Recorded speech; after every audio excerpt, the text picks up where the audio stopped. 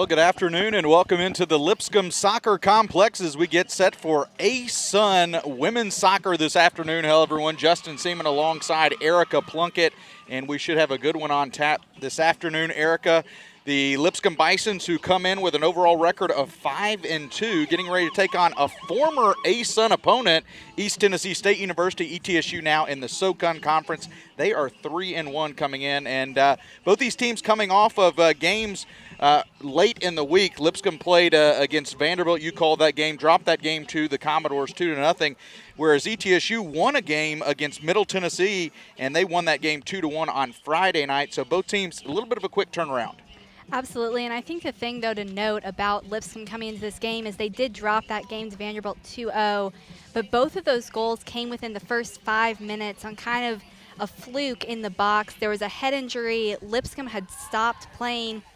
Vanderbilt kept playing through. There was no whistle from the ref, so Vanderbilt had full right to go ahead and play, and the ball sank into the net, and then there was just such a quick turnaround. Lipscomb was still backpedaling, and they allowed another goal to Vanderbilt off of some very lucky touches by the Commodores. So that loss really isn't descriptive of this Bison's team, and I expect them to come back out and fight today, even without their starting left back, Emily Patty, who went down with injury in that game. This Lipscomb's team has really had to deal with some injuries, unfortunately. Byler earlier in the year went down. Kalea Perry, another player that's gone down with injury, and you mentioned Patty as well. And just tough break for Lipscomb, but they've been able to fight through the injury so far. They'll try to do it this afternoon. Only 2 losses for Lipscomb this year has been against the number 23 team in the country, Pepperdine. That was a 1-0 loss, and then the other loss, and that was in overtime, and then that loss on Thursday night against Vanderbilt. So Lipscomb's got a couple of more non-conference games. This one today against ETSU, then they will travel September 17th to Alabama State, and then they will get ready for the ASUN conference slate. On the other side for ETSU, they had some time off before their last game. They had played against Radford. That's their only loss of the year at Radford, 1-0. This is a very defensive-minded, good defensive team in ETSU, but yet you look at their shots on goal, they're still averaging about 15. Both of these teams averaging about 15 shots on goal per game. So you got to be very taking advantage of your opportunities as we are set, ready. Beautiful afternoon here in the Music City. A little hot, getting a little hot in this afternoon. These 1 o'clock games, you got to see what they do as far as substitutions later in the game as Lipscomb controls and immediately tries to get it into their offensive zone. You mentioned ETSU being a more defensive-minded team. I think you could make the argument that this year especially, Lipscomb also has some strengths on the back line. In particular, Coach O'Brien wants his team to be more attacking, and he's been looking for those strikers up front now that his leading goal scorers, Kalea Perry and Kelly Byler, are out. But the back line has been the strength for Lipscomb with Katia Hanger and Logan McFadden in the middle. Najia Nichak trying to make an offensive move there, but Lipscomb will regain control in the defensive end. Trying to get a run going. As a nice ball there, and Molly Grant trying to control it, get it in the middle, and that's cleared away. But good early ball by Lipscomb to try to get something working the offensive end. Freshman goalkeeper Shu Abba will be in the net for ETSU. It'll be C.J. Graham, who's been in the net all year for Lipscomb. Here's Sino Asani, talented player, but she's going to get fouled. I believe they're actually going to call that foul against Lipscomb, although it seemed like Shelby Craft's jersey did get tugged on a little bit. Sani went to the deck on the ground, kind of still trying to poke at the ball, and then they call Lipscomb with the foul, and so free kick opportunity now for ETSU. They'll try to get set up just outside the box. Just underway here from Nashville, Lipscomb, ETSU, ASUN, and SoCon going at it, but as I mentioned, these two teams used to be in the same conference together.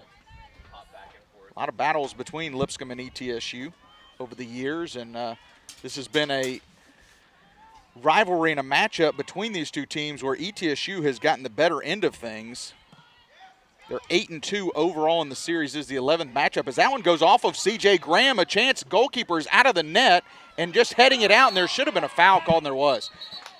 Katya Hanger came over to save the day for Lipscomb, and then she headed it out when C.J. Graham unable to kind of collect that, and then she's way out of the box. That was major danger zone for Lipscomb.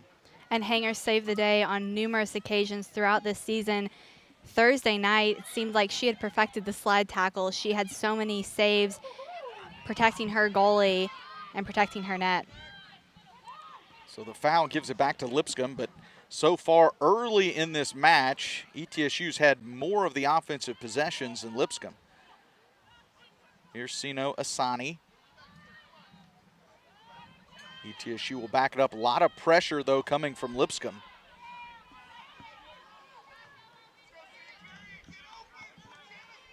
Now some space on the left side. A lot of room to work for ETSU. They'll get it in the middle. Cutting off that time for Lipscomb. And it'll be a throw-in for the Bisons. You mentioned the series that the women have against each other in soccer, but the men also have been keeping the tradition of playing each other each year going, and they went down. The Lipscomb men's soccer team went to ETSU on Friday night and tied after some late goals and a double overtime 3-3 finish. Well, the interesting thing is ETSU is a perfect 5-0 when they travel and play here at Lipscomb. So ETSU, when they played here at the Lipscomb Soccer Complex, has not lost to Lipscomb. They did lose the last matchup. Lipscomb played them last year in February. Of course, you know, last year with the crazy COVID spring season. So Lipscomb played at ETSU in February, won that game 2-1. But the previous 5 matchups, ETSU's won. And like I said, they're undefeated here at the Lipscomb Soccer Complex. So ETSU coming in with a lot of confidence, obviously playing here. Another deep ball, great ball. Chance for Lipscomb. Trying to get in and work it in was Cammie McGee, but couldn't get it over and nobody over there to help her, but a really nice ball that time. We've seen that a couple of times already early from Lipscomb going deep on that long ball. Which is huge for Coach O'Brien and his team. That they were really looking for that Thursday night and couldn't get anything going. It seemed the communication was missing up front. There was a lot of balls that were about 6 yards away from their intended target, and we've seen 2 perfect balls, one to Molly Grant and one to Cammie McGee. So if the Bisons can get some more players in the box, they're going to have some excellent opportunities coming up soon. Angela Steidel sends that one over the midfield line. Shelby Kraft defensively in the middle, always a mainstay for Lipscomb there. TSU trying to move it in with Nadia Kricek. Has it taken away. Lipscomb on the counter.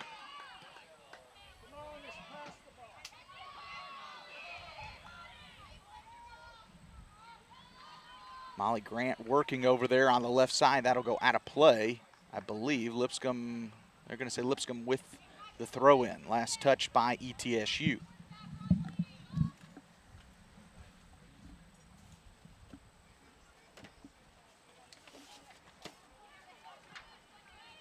course, Kevin O'Brien, the Lipscomb head coach, entering his 10th year for the Lipscomb Bisons. There's a great crosser ball, header into the box and just a little wide. Some great long passes, though, here early from Lipscomb. Kara Paza has done a phenomenal job coming up and just delivering beautiful cross after beautiful cross. We saw it Thursday night. She's only a freshman, but she's already making such a huge impact on this team. Of course, Olivia Carapaza, redshirt freshman, 5'7" from Tarpon Springs, Florida. A chance for Lipscomb. Moving into the middle. Little soft shot easily handled there by Shu Abba. Almost nonchalant there at the goal. I think Cammie Rogers was hoping to get that touched across to Cammie McGee, but just wasn't at the right placement to make that happen. Mentioned Kevin O'Brien. Jay Yelton is actually in his first year. You talk about a strange first year. His first year was actually this spring, where he had a spring season. They went 1-6-1 over and all, but in some ways you can't blame. You're coming into a brand new program, and you're automatically hit with this worldwide pandemic, COVID-19, trying to figure out what in the world to try to do. And so didn't have a ton of success. He spent those 17 years, the last 17 years, he's been an assistant and associate head coach at Samford. And those Samford teams, in 6 years, their defense never allowed more than 16 goals in a season. So you know this is going to be a defensive strong team, this ETSU team. And that's something that they can definitely work off of today, having that defensive prowess. Lipscomb hasn't had the offensive prowess so far this season. And the players that have had it are now down with injury. So ETSU has a very strong advantage until Lipscomb is able to get something going with Molly Grant and Cammie McGee. Jenna Brown tried to get a nice touch inside, but cut off by Katia Hanger for Lipscomb. I'd say ETSU's had a little bit more of the possession, but maybe some of the more dangerous looks have come from Lipscomb here early, but they've just been on some long passes. Now a chance to get one across, and nice job with the hand. That time, Graham, that's probably the most dangerous shot we've seen so far from ETSU. A little bit of a crosser situation. Now it's going to set up a corner kick, first one of the game for ETSU.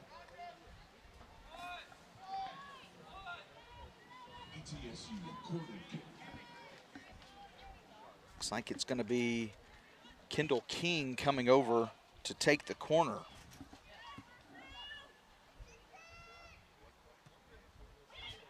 And it's right to CJ Graham.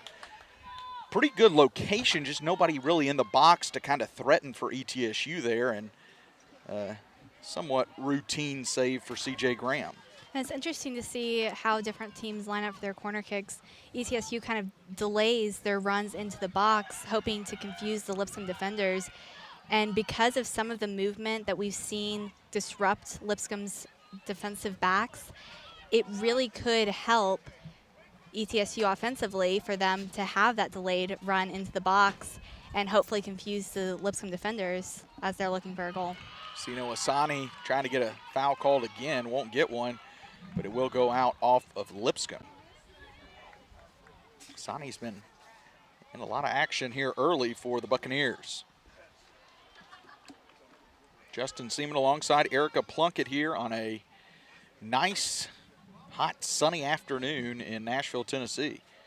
Of course, everybody remembering 20 years ago yesterday, the events of September the 11th, and a lot of recognition. You know, that's one of the things I remember about that 20 years ago is Lipscomb's going to get a chance. Kraft trying to get a ball, and Cammie Rogers unable to track it down, but kind of how the sports world responded to everything. It's always been something. I remember I was in high school playing high school football at the time, and just remember the reaction in the sports world, because that's one of those places, you know, where a lot of people come together and you can kind of feel that unity. And that's one of the things I think it's helped to remember every year. There's a lot of sports going on in the fall. You got football, you got soccer, you got a lot of different things, and they always seem to find a way to remember September the 11th. And I always like that because there's a lot of fans involved that can also, you get that collective unity of people remembering what a horrible day that was, and all the sacrifice by people.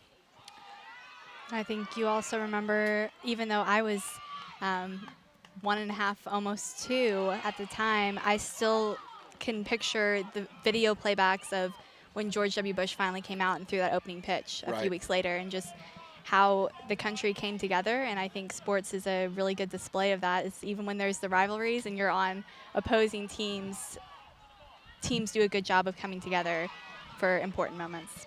Yeah, I was watching kind of one of the specials last night about September the 11th, and just, you think about the Yankees and the Mets playing even this year, just honoring the first responders, and just all the people, and just really how as a country, it didn't matter what kind of political views anybody had, anything like that. It was completely unity there for a little amount of time, and you hate to have that happen around something as horrible as that, but it was neat to see the unity of a country. And every year at this time, you kind of get that sense again from people as well. 12 minutes in here, still really only one high danger chance, I would say, and that was from ETSU. Had that kind of poke save by C.J. Graham to knock it over the top of the goal. Lipscomb's had a couple of nice runs as far as some good passes, but just hasn't been able to get much on a shot. Going to get tracked down by Sydney Samoji for ETSU. Back to Samoji. She's going to send it back to Abba. Abba going to try to send it crossways, get some space to work on the right side now.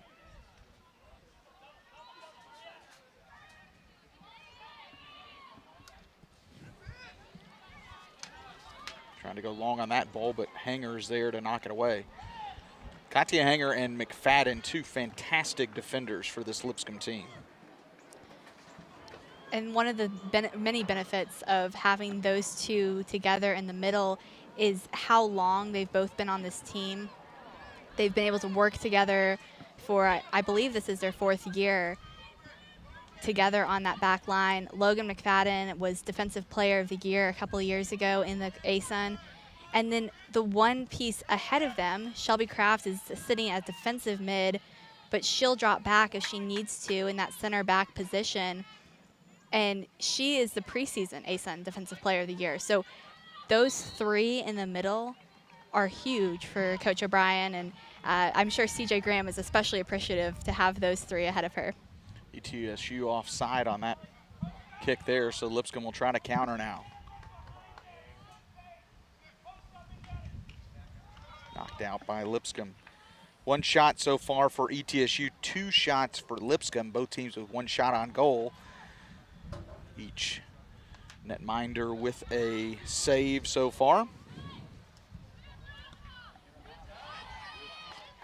Chance for Lipscomb on the counter. Here's Cammie Rogers in the middle with some space, trying to look for a teammate.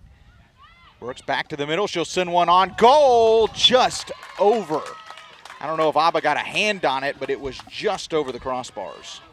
Great look by Cammie Rogers, but even better initial touch from Olivia Carapazza to settle that ball. Sometimes you have to take a couple touches to settle those 50-50 balls in the air, but she perfectly brought that ball down and was able to get a good pass over to her teammate, Cammie Rogers.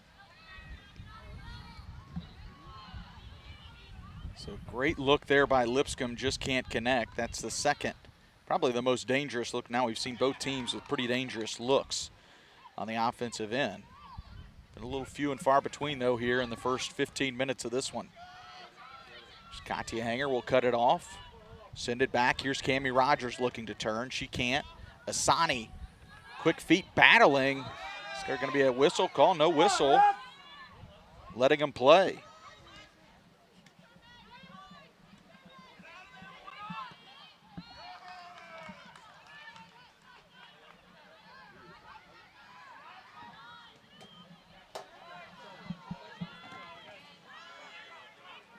McFadden trying to go across to Kraft in the middle. Now a chance for ETSU. Good job, though, that time by Emanuela Shirk to cut that one off. Here's a long ball for Grant. Onside, can Grant get it in? No. Great run there by Molly Grant, though. There's just been so much more communication you can tell between that midfield or defense and their strikers. Cam McGee and Molly Grant have both had a couple chances in the box. They need to get some more teammates up there with them, but they've had better touches today and they've had better offensive looks. And I'm sure Coach O'Brien has to be happy about that one. Kind of injury time here. They're going to actually stop the clock. I believe that is maybe Rafa Juliana. To see. Hard for us to see sometimes the numbers. Actually, they're going to say Pamela Penaloza. They're going to have to kind of help her off. Looks like it's a leg. That's good. It's not a head situation, but still. So both teams will grab some water here with the injury timeout. It had kind of cooled down here for a few days, and now we're heating back up. In for the Buccaneers, number 6, Paige Carlson. Going to bring in Paige Carlson, number 6.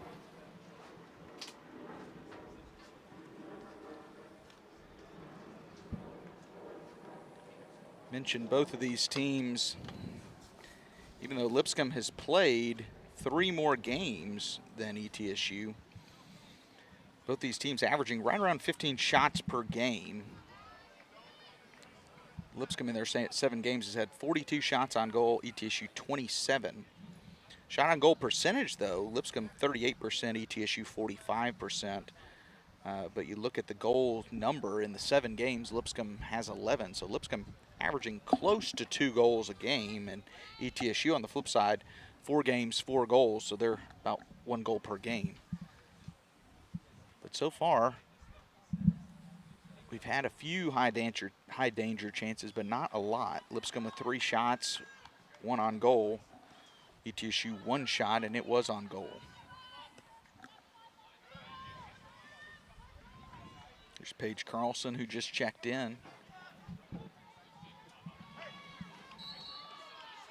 It's going to go out off of Lipscomb, so the ball will be played for ETSU. They restarted the clock, obviously. And that was what kind of caught Lipscomb by surprise in that Vanderbilt game, is that they didn't stop the clock, except the problem is all the Lipscomb players thought it was a pretty serious injury, I think, and stopped playing, and referee did not, and that allowed Vanderbilt to score early. And that kind of, sometimes you get an early goal like that, that can really take the wind out of your sail. And it definitely did for about the first 10 minutes of the game, but then Lipscomb came and fought back for the next 80. They just couldn't get any consistent offense going. Now we've got an ETSU player down, almost a little box out there by Katia Hanger. There's no whistle. Hanger goes to check on her. So that's Lindsay Cook, I believe, or actually, I'm sorry, that's Jenna Brown.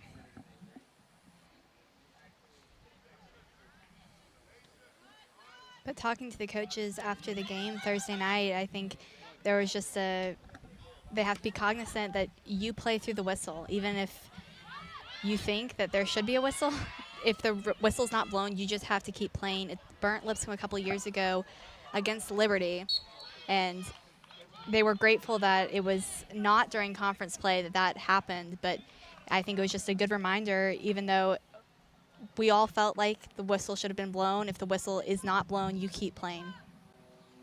Molly Grant offside on that run attempt. I think she knew she was offside. She wasn't dribbling very hard once she got that ball. Taylor Limperville controlling it, now sending it back for Abba to try to reset things for the Buccaneers. No score here in Nashville in this ASUN-SoCon matchup. Nice turn there, a little shot, and Abba plays it with her feet again. Not sure that would have found the net, but still Abba again very confident in her feet back there in goal. Shu Abba, who I believe I read was from, she is, Fujisawa, Japan. 5'7" freshman. And that confidence as a freshman is very impressive. To trust herself enough not to have to reach down and pick up the ball when a lot of goalies would. That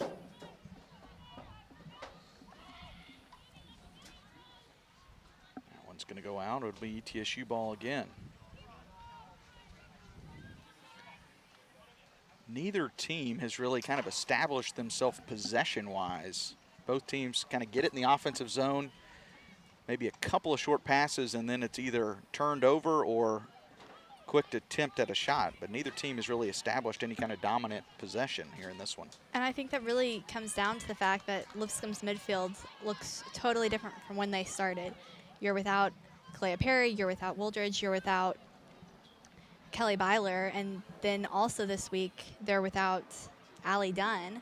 And then a lot of times we'll see Emily Patty come up and play in the midfield area. So your main pass distributors are out. So almost half of Lipscomb starters, 5 out of the 11, are not the same as they were when they opened the season. On the flip side for ETSU, they have used in these first 4 games 22 of the 24 eligible players. And you just look at the starting lineups, it's been kind of a little bit of a carousel for Lipscomb, but on the flip side for ETSU, they've maintained for the most part pretty consistent starting lineup. Of course, injury is one of those things that's just out of everybody's control. This Lipscomb team picked first in the A-Sun, but you wonder, as that looked like a handball. Referee doesn't call it, but that would have been a big call there because you would have got a pretty good position on a free kick. Absolutely. ETSU players calling for it, and now a foul on ETSU.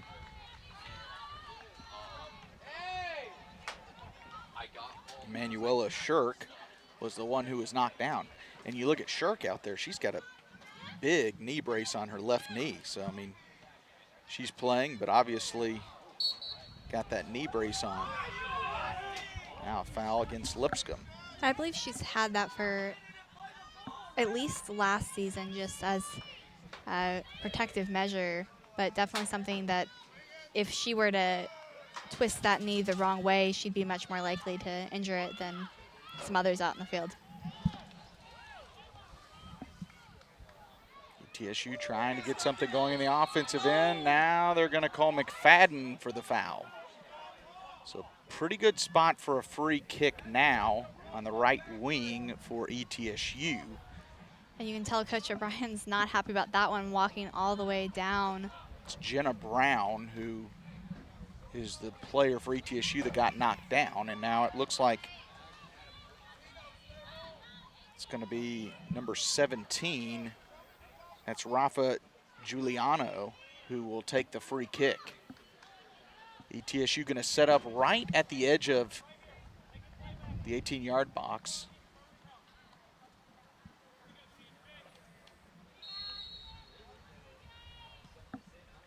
Shot is good. What a shot by Rafa Giuliano. There was nothing CJ Graham could do about that one. Incredible that one just goes shot. back left corner. You saw him running in, but that was a shot all the way from Giuliano. And at the 22-17 mark, ETSU takes a 1-0 lead. What a shot off the, I think that was the left boot of Rafa Giuliano. So Giuliano strikes first for the Buccaneers, and they take a 1-0 lead. And you're right, really wasn't much that C.J. Graham could do. I think the only thing I could tell is it looked like C.J. Graham was almost playing more for the pass instead of the shot is the only thing, just the naked eye you could see. But still, that was a dagger of a shot. I'm not sure even if she'd been playing right on that shot, she would have had much of a chance. It was just picture perfect in the back left corner.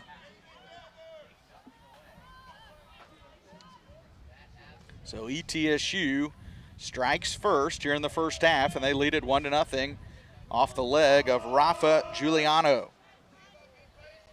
So now we'll see what Lipscomb can do in response. That was just the second shot of the game for ETSU, but you go back, Erica, maybe a little bit of a questionable foul call. It looks like from up here, yes, Logan McFadden is a physical player, and she'll body up a little bit against her mark, but it seemed like the legs just got tangled up. I don't think that was a foul. Cammie Rogers will earn Lipscomb's first corner kick of the afternoon. So Lipscomb trying to counter quickly now. It'll be Olivia Carapazza who will go into the corner, and we'll see if it's going to be Carapazza. I think it is. And Coach O'Brien has now brought in Valenzuela and Haley Williams to replace Grant and Cammie McGee up top. Cammie Rogers trying to control it.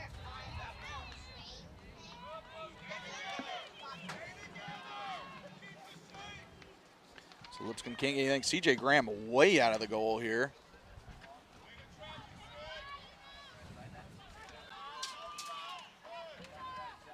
Sino Asani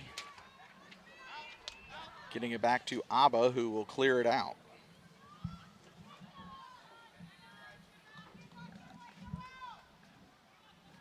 So you're right. As Shadia Valenzuela 5'8" freshman from Cali, Colombia, is checked in for Lipscomb.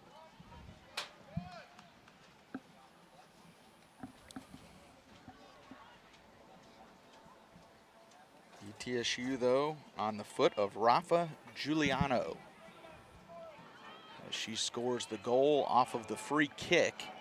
The foul whistled against McFadden and set up nicely for the free kick and just got it in the back left corner. Not much CJ Graham could do for Lipscomb now. Lipscomb trying to regain a little mojo here, trying to get some possession, tracking it down. Carapazza had to really run back to grab that one. Some space, though, for Olivia Carapazza. Tries a nice long ball there, a little too far, and Abba will easily collect it for ETSU. You got to think this is the spot where ETSU, they like playing. I mean, most teams like playing with a lead, but especially this kind of defensive team in ETSU. They can really go back to what they're comfortable with and what they're used to. And I think the thing for Lipscomb is, even in the Vanderbilt game when they went down 2-0, they didn't get too desperate early on, which shows their maturity. They have a lot of older players on this team. They have a few freshmen who are making impact, like Carapazza, but Chansa got through there, and Lipscomb's going to be offside. Haley Williams was coming from the back left side as that ball got through Valenzuela. Looked like Valenzuela might have tipped it, but Haley Williams was offside.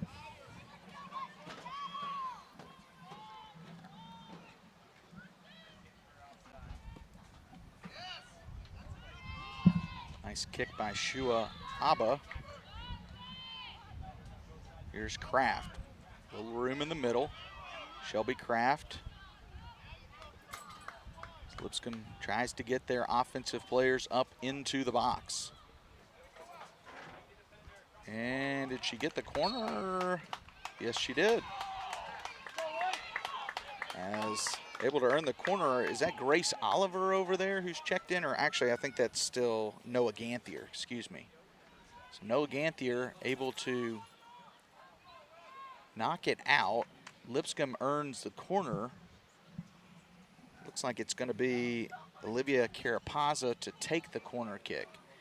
And you mentioned you got now Shadia Valenzuela in the game. Her and they bring in McFadden. McFadden's such a physical player. They like to bring her into the box, use her physicality on these corners. And if you notice, Katia Hanger's also in the box, which means that Shelby Kraft drops back. Shelby Kraft stays back as a center back, typically on corner kicks, so that her two center backs can get up there. What a play by Abba there. That ball, she went up high, grabbed it. It kind of tipped out of her hands for a second, and looked like Hanger and McFadden were ready to pounce, but. Great job by Abba, but also fantastic placement by Carapazza. A lot of times the corner kicks had been Emily Patty's wheelhouse, and now that she's out with injury, Carapazza is asked to do a little bit more, and she has done everything perfectly today that Coach O'Brien has asked her to do. It helps that she doesn't have to battle against Elwell's speed. Thursday night she was having to go up against Vanderbilt's star, Elwell, who actually had been drafted by the NWSL but decided to come back to Vanderbilt for one more year. And she did a great job against Elwell, but tonight I'm sure is very glad that she doesn't have to continue that battle.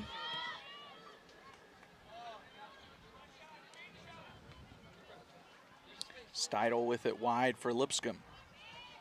Little give and go, just a little behind, but it will go off Asani, and so Lipscomb will keep the ball in the offensive end. We haven't said Steidel's name a lot, but she is the back replacing Patty and has done a phenomenal job coming in and having to, you know, take a tough position late in, or at least midway into the season.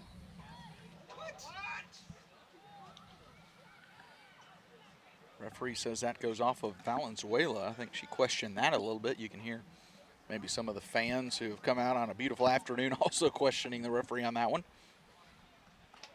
Going to get another sub into the game. This one's going to be ETSU.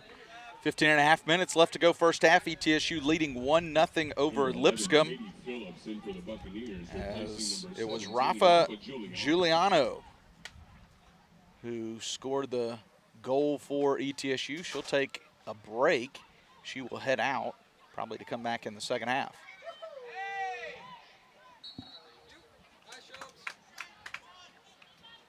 They were going to try to let them play possession there, but Lipscomb quickly lost the ball on that foul on Shelby Kraft. So this is a great chance for Lipscomb to set up in the box, but they go ahead and kick it quickly. Lipscomb does have some players in the box, but offsides, I believe. So Shua Abba will get to clear it out for ETSU.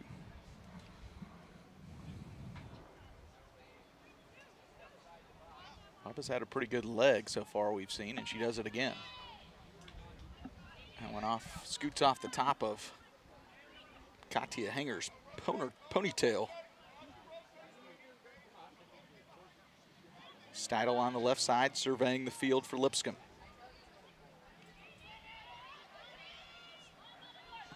Haley Williams sends one to Kraft, who maybe couldn't get to it exactly.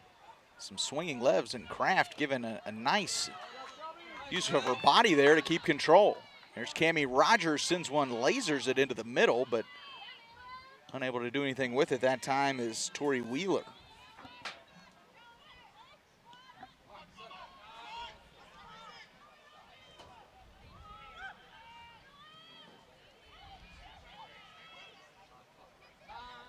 Karapaza tried to come over, but there is Sino Asani.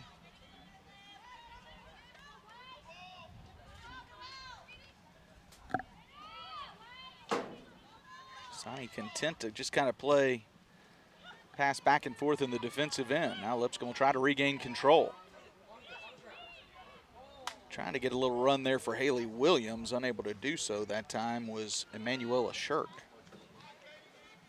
If Lipscomb can keep up this barrage of shots, or barrage of passes rather, into the box, they're gonna be able to eventually get a feel for the runs and hit their target. It just seems like they've been off by a couple steps each time. Nice move that time by Karapaza. Clicks it over to the left side. Steidel will try to move it up quickly. Good defensive play, though, by the Buccaneers. Now they'll counter in the offensive end. Get it to the middle. Try to get a run back. And that was Ellie Cornell trying to do something with it there. Just couldn't find an open player.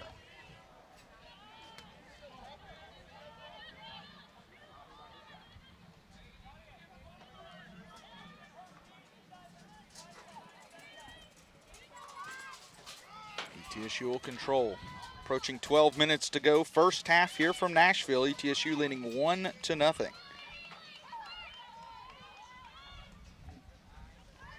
Cornell with it in the middle.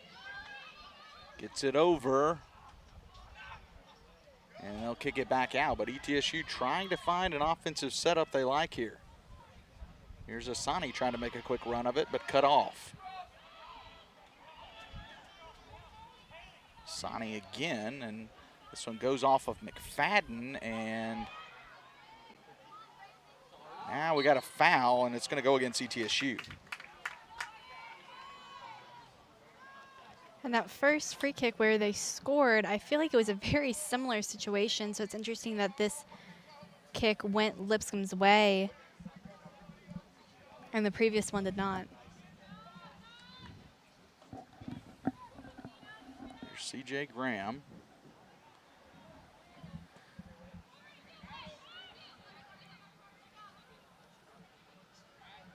Valenzuela, a little tip pass there, and Wheeler trying to wheel her way up the left side.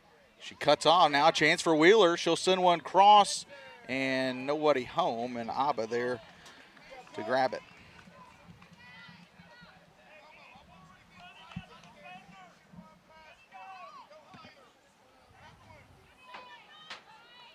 Seems like most of Lipscomb's passes have just been a little bit too close to the net.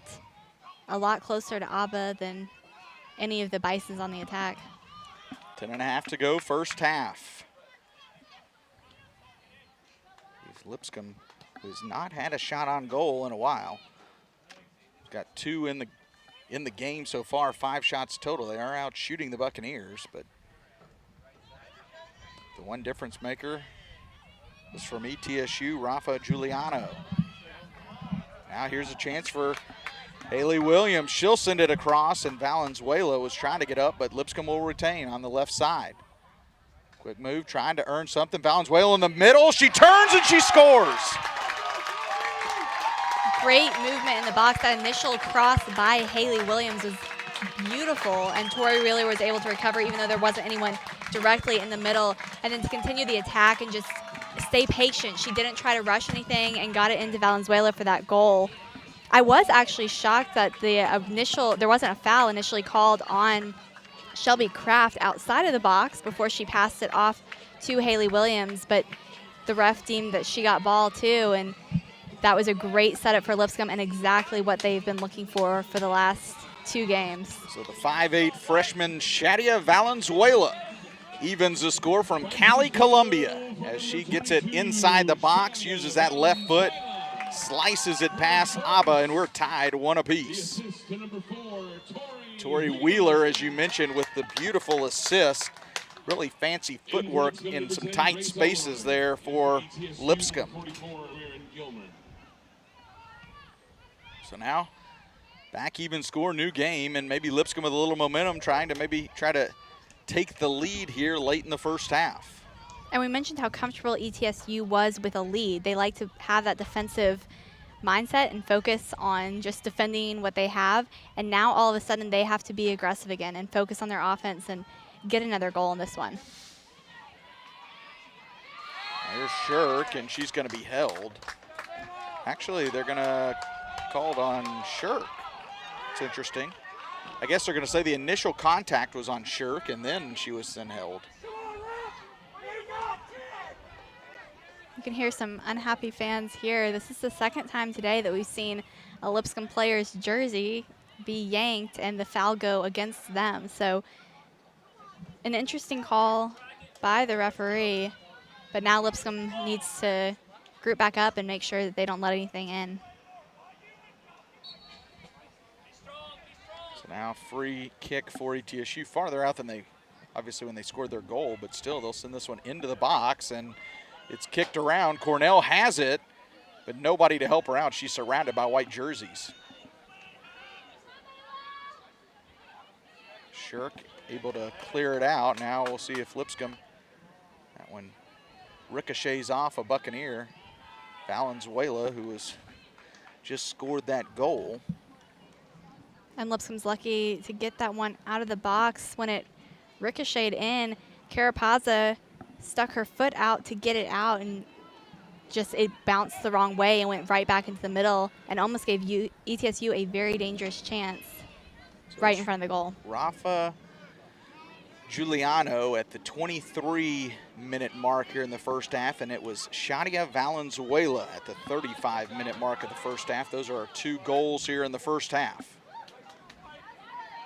Nice job keeping it in play there that time by Grace Oliver. Swing it across to the left side. A little more room to work there for Steidel. Tried the tic-tac-toe, but Steidel not moving in. Here's Shirk, though. She's been tough. Carapaza, great passer, sends a nice ball into the box. Turn, just trying to get something in the middle, thinking somebody might be over there. Kraft will go run it down. Lipscomb will maintain possession. Here's Asani, though. She clears it out of harm's way for ETSU. Now Lipscomb will have to defend Cornell. I think Lipscomb could have had a decent chance in the box if the ref had not gotten in the way of one of those passes. Manuel Shirk had to kind of back off, chasing down that ball, but still good movement up top, great passing. Carapaza and Wheeler have just done a great job dishing out the ball the entire time they've been in this game. There's a ball into the middle. Cornell trying to get something, but nice job by Katia Hanger to clear that out.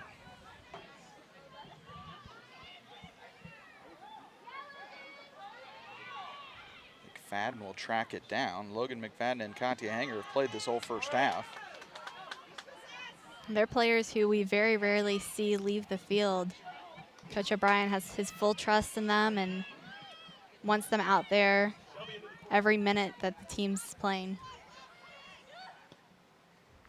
Valenzuela had some open space on the left side, really wanting to get a run on one, but cut off. But it will be Lipscomb ball on the offensive end. Now we're going to get 3 subs coming in for Lipscomb at the 5-minute 40-second mark. Rachel Reddy in for the Buccaneers. In for Lipscomb, Lydia number 28, Hint. Summer Elmore. Number 17, Lydia Hint. And number 14, Abby Reeder. And Abby Reeder, as you hear the public address announcer call out the substitutions. And interesting that they're bringing Hent in to replace Carapaza. Hent's listed as a midfielder, but is coming in as a right back. And it may just be kind of the injury bug we talked about. You having to play a few more positions, maybe dig a little deeper to what you played in high school, maybe the first few years of high school.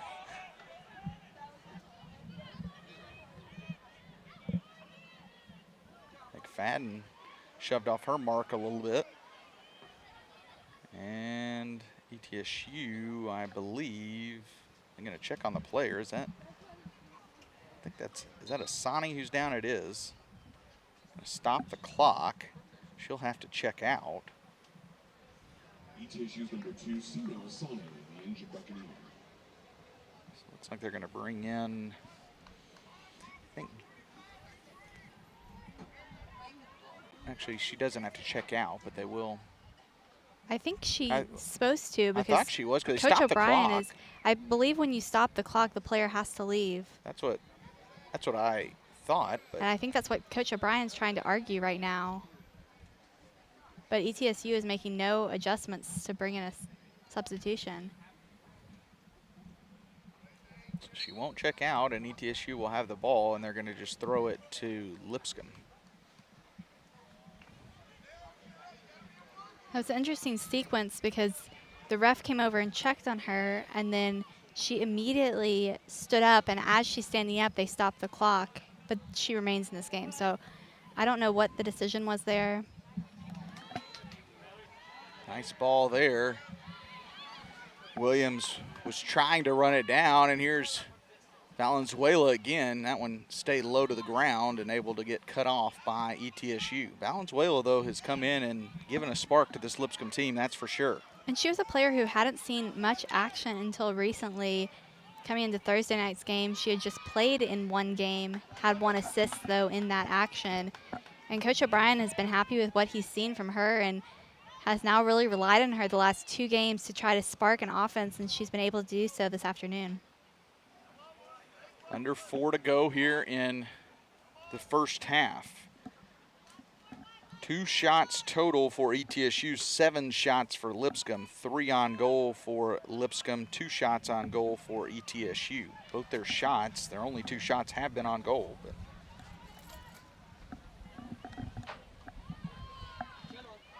here's Kraft in the middle. Little room to work now for Lipscomb.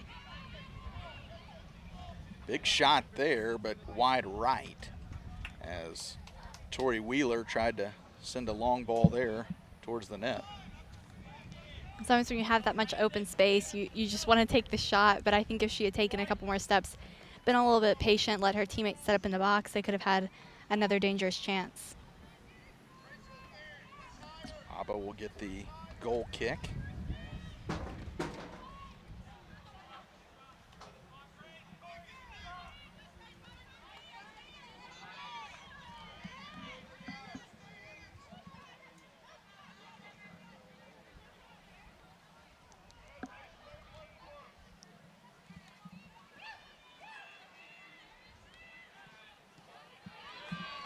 Nicely cut off in the middle, and here's Asani, who was on the ground a minute ago.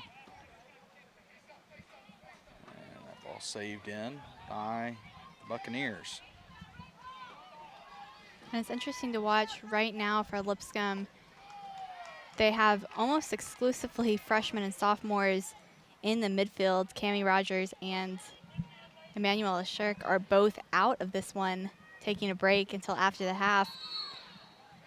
And so you can tell that they're still meshing and there's still some kinks to work through in the middle, but that's why Coach O'Brien wants to get these players out there, and he knows they're talented, and he's obviously seen them work together some in practice to work on those things, but it definitely is a different feel for Lipscomb without Cammie Rogers and Manuela Shirk in the middle.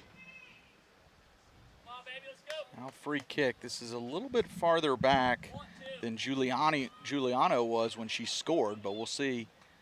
They're going to go in towards the box, and great play by Katia Hanger. I think she was able to get a head on it to clear it out as Cornell was coming in hard. So probably the second most dangerous offensive possession we've seen from ETSU there with that shot. And it comes as we approach 1 minute to go in this first half.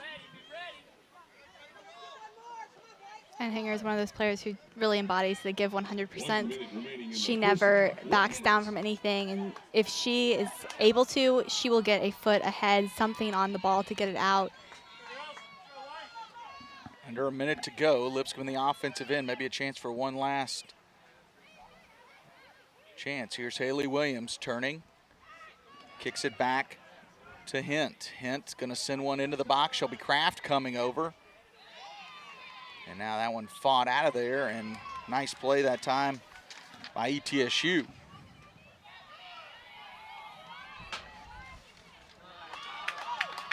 Cornell hits the deck.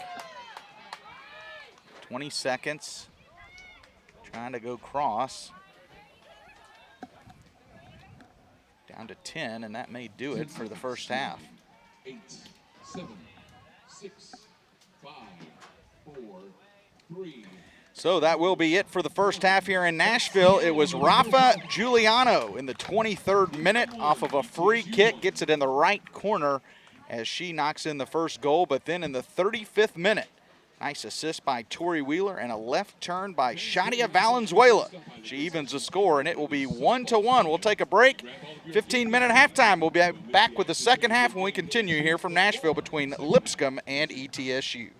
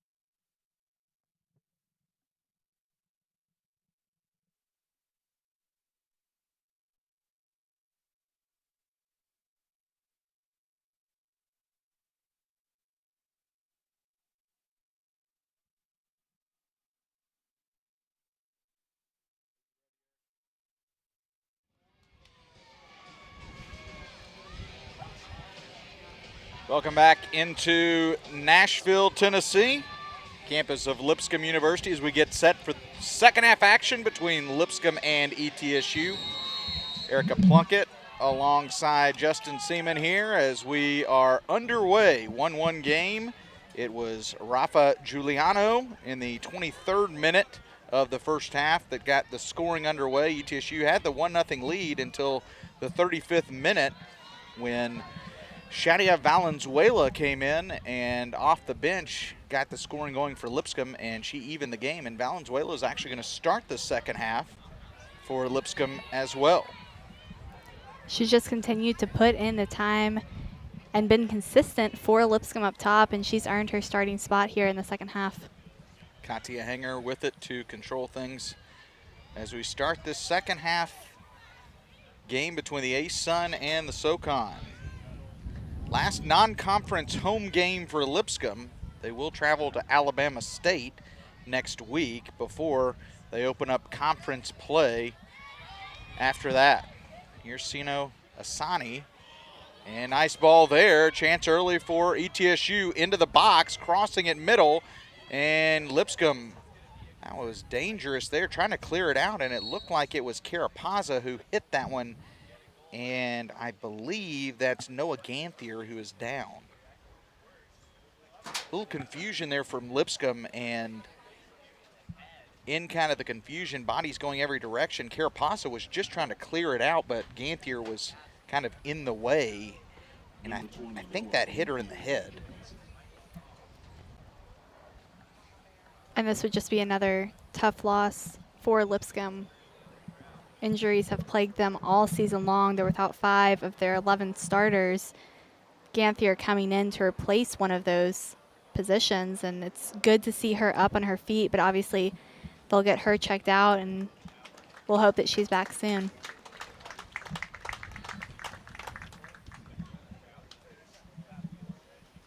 So we'll see who Lipscomb's going to bring in for Ganthier. Looks like it's going to be Evie Reeder, redshirt freshman from Roswell, Georgia, 5'6". And Reeder is a player who has actually started a game for Lipscomb. So she has some experience playing for almost 45 minutes.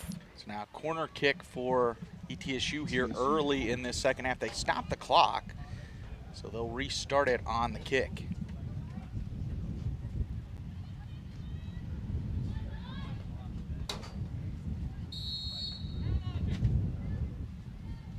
They go short, and that one's cleared out. Nicely played that time by Shirk. So cleared out, so no danger on that attempt there by ETSU. They will retain possession.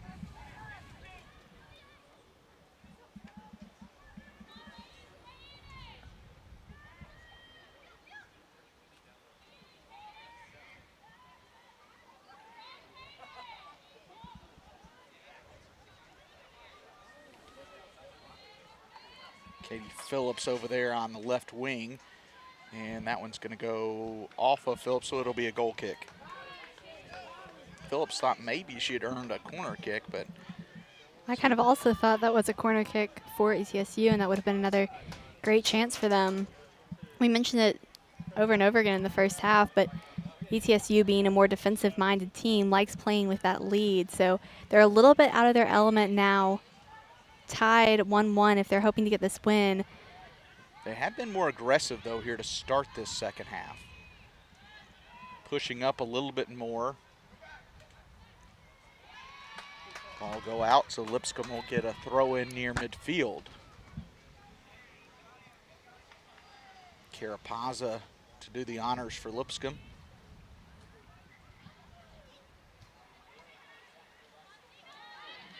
Here's Asani, who cuts that one off, has a little space in the middle. Goes right side to Jenna Brown. Brown gets tripped up there by Valenzuela. No foul called. I think their feet just got a little tangled up. Valenzuela trying to get it to midfield. She does, and Molly Grant can't get a handle on it.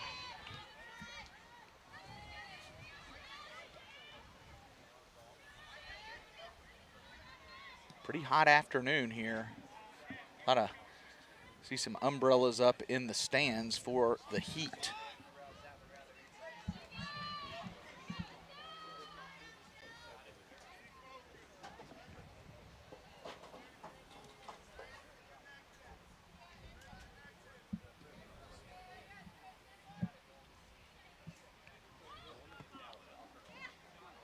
Here's Grant. She'll play it over to Valenzuela. Shirk overplayed that time defensively, so now Shirk's going to get some players up. Comes Reeder, who just checked in. Tries to go right side, nothing doing there, and Abba will take the ball. Grant going to put a little pressure on her, make her pick up the ball.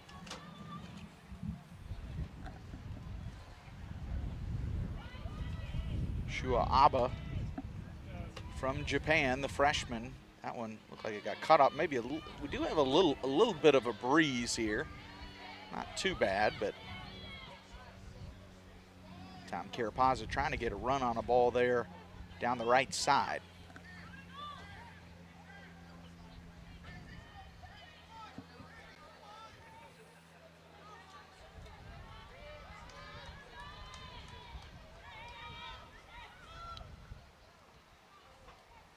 Kind of dribbling around back there in the box.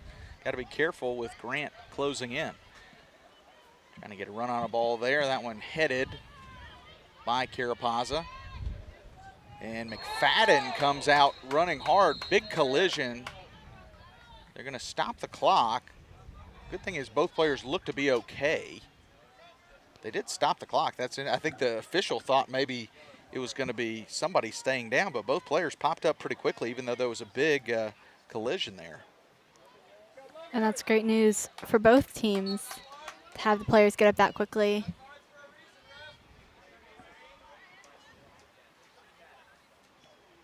Just under 5 minutes gone here in the second half.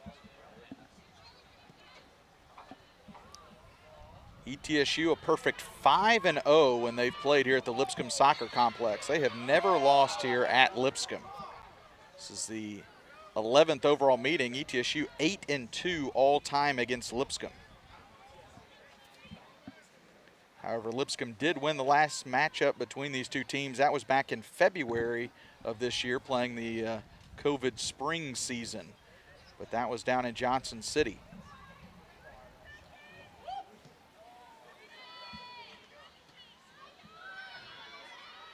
Shelby Kraft will collect the ball for Lipscomb. Carapazza sends it over the midfield line. There's Grant. Great ball by Carapazza. Here comes Molly Grant on the right side. Gets it in the middle to Valenzuela, and that one will just be headed over the top. Great attack there by Lipscomb. Pinpoint passing by Carapazza to Grant, and then Grant with the crosser. Just a little hard for Valenzuela to try to get it down. I was a little worried at first that Molly Grant was offsides. She likes to hug that line and get as close as she can to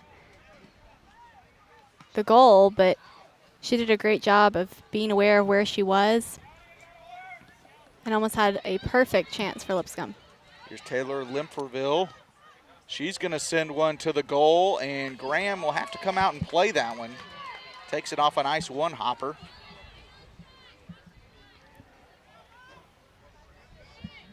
Graham going to put the ball down now, play it off the ground.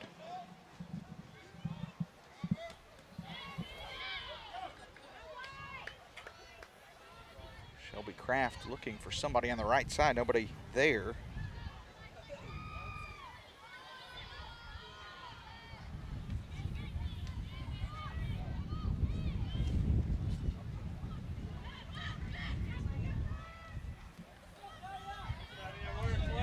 Here's Valenzuela putting some pressure on.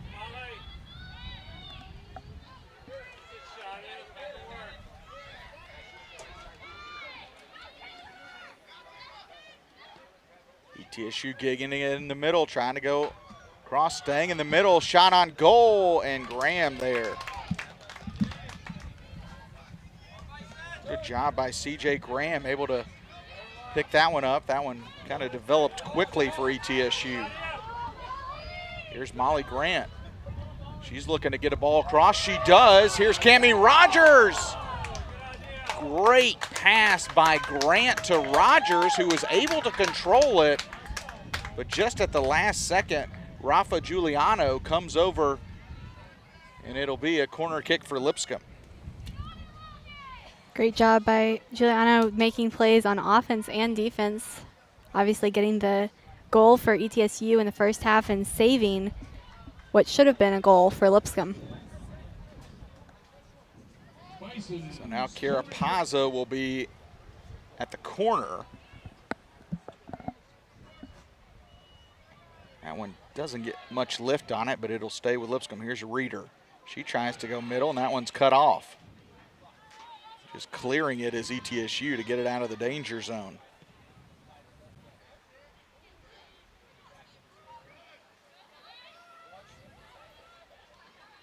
Steidel watches it go out of play, and Lipscomb will have the ball. Here's Reeder in the middle, trying to find something doing.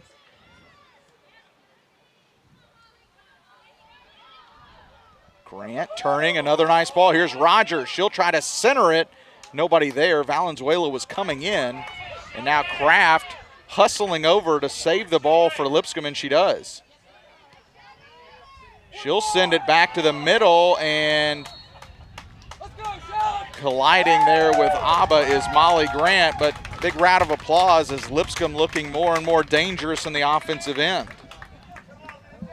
Those flurry of chances by Lipscomb has to have ETSU scared. They pride themselves on keeping that back line and the crosses out.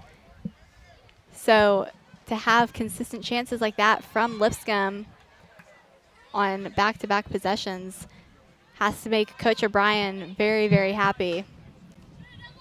Lipscomb's now outshot ETSU 9-4 in this match. But I will say on the other side of the ball, ETSU has been aggressive when they've gotten into Lipscomb's side of the field. They don't look like a team that only has 4 goals coming into today. That ball mishandled by Lemperville gives Lipscomb another chance in the offensive end. Here's Shirk. Nice turn there. Shirk with a lot of room in the middle. She's going to send one towards the right corner. Abba saw it all the way, but you like that shot as well. Shots on goal usually end up being positive in the long run. And right now, Lipscomb starting to pepper Abra in the goal for ETSU. Here's Shirk again with the ball. Fights through, and now she's got some options. She goes middle to Grant. Grant, big leg, and just goes off the post. Molly Grant settled it down and went cross corner to that back left corner, and it just did skid off the post. And they're also going to say that it touched off an ETSU player, which makes it a corner kick for Lipscomb. I didn't see that. I didn't see that either, and I think that's what they're trying to argue down there right now.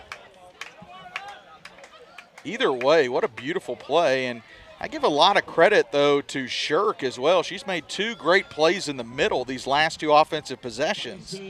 So Kara Pazza will be setting up for the corner kick for Lipscomb. Lipscomb with 4 inside the box, make it 5.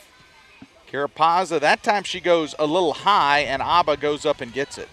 A little high, a little long, but still, you like the chances Lipscomb's getting here in the second half.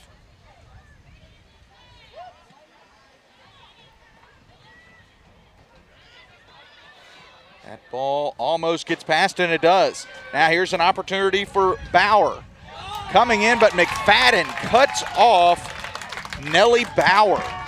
Bauer kind of found herself in a spot where she didn't expect to be, wide open with a run towards the net, but hustling back is McFadden just to cut her off, and it will be a corner kick for the Buccaneers.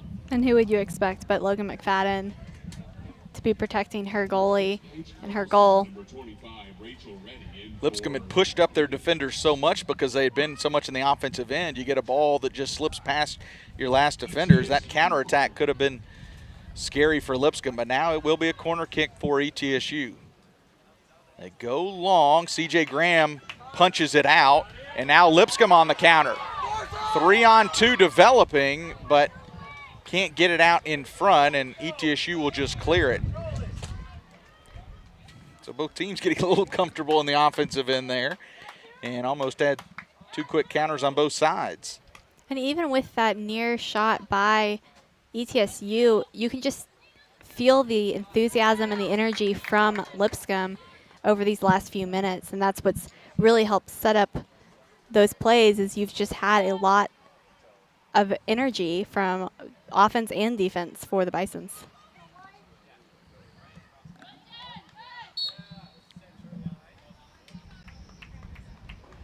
Here's Steidel to throw in for Lipscomb. Long throw, tries to get down to Molly Grant. She does. Grant's on side, and Grant will have it down the left side. Lipscomb. Now Grant will try to get it in the middle. Cut off. Nope, there's Shirk. Shirk will go right side. A little too much mustard on that one. Looking for Cammie Rogers. But still, the attack mentality has been there for Lipscomb here to start this second half. ETSU started the scoring. It was Rafi Giuliano in the 23rd minute, and then it was Shadia Valenzuela in the 35th minute of the first half for Lipscomb. Now we're going to get some subs starting to come in, so Valenzuela will exit. And so will Grant, so it'll be interesting to see if the combination of Haley Williams, Cammie McGee, and Grace Oliver can keep up what Molly Grant had been doing. Good look here and a save by C.J. Graham. That was a pretty good job by Katie Phillips, 5'5" junior from South Carolina, to get a shot on goal and force C.J. Graham to make a save. Here's Shirk in the middle. Gets it over to Grace Oliver. Oliver in the middle to Kraft. Kraft go left side. Summer Elmore, who just checked in for Lipscomb. She'll go down to Oliver. Oliver, they're going to say, was offside. Grace Oliver just seems a little bit too wide open up there for her not to be offsides. But a great pass sequence between her and Summer Elmore. Under 30 minutes to go in this one, the second half. We're tied at 1. Elmore climbing the back there of the Buccaneer. Carapaza cuts that one off on the defensive end. Nice work that time, and that's going to go over to Phillips. Phillips will have it now for the Buccaneers. A chance or a shot. She gets it on goal, but there's Graham. Really nice job by Katie Phillips the last 2 times down for ETSU. It's gotten 2 shots on goal for the Buccaneers. Trying to re-grab that momentum that it looked like Lipscomb had early here in the second half.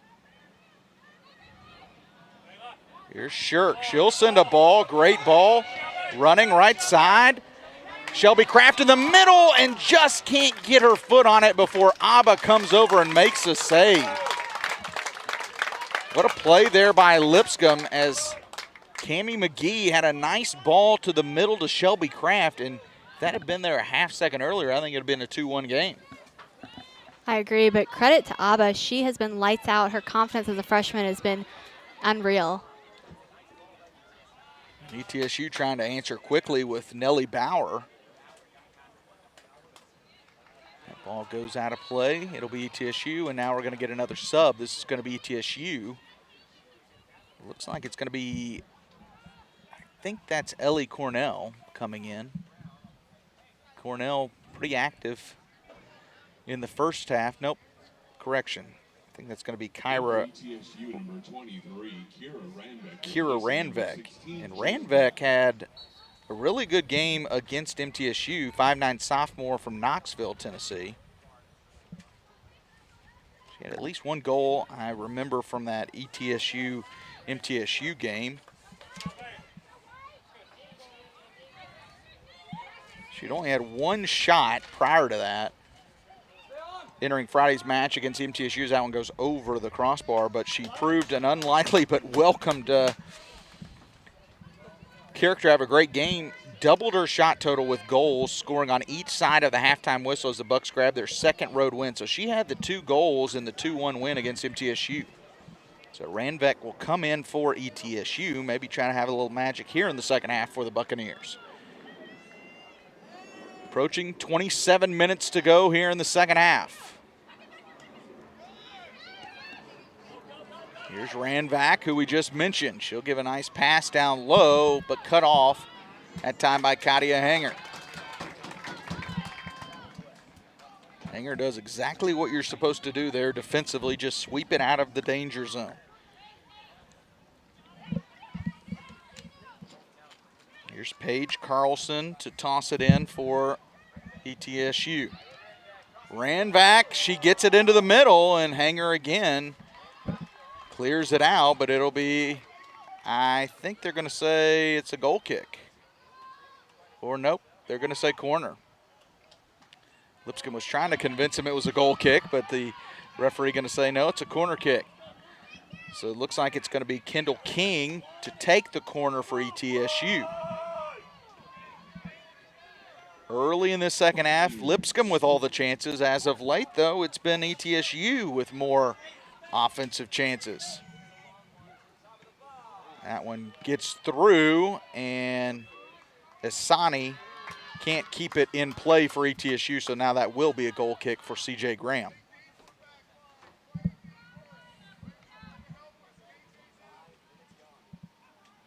And sometimes if we see a more defensive-minded team, it opens up some opportunities for Lipscomb's backs to come up and try to join in the attack, but we haven't been able to see that with ETSU because they have kept up the offensive pressure, even though defense is what they pride themselves on. Felt like the first 10 minutes of the second half, it was ETSU scrambling defensively against Lipscomb. These last 5 to 7 minutes or so, it seems like Lipscomb's had to play more of a defensive-minded game.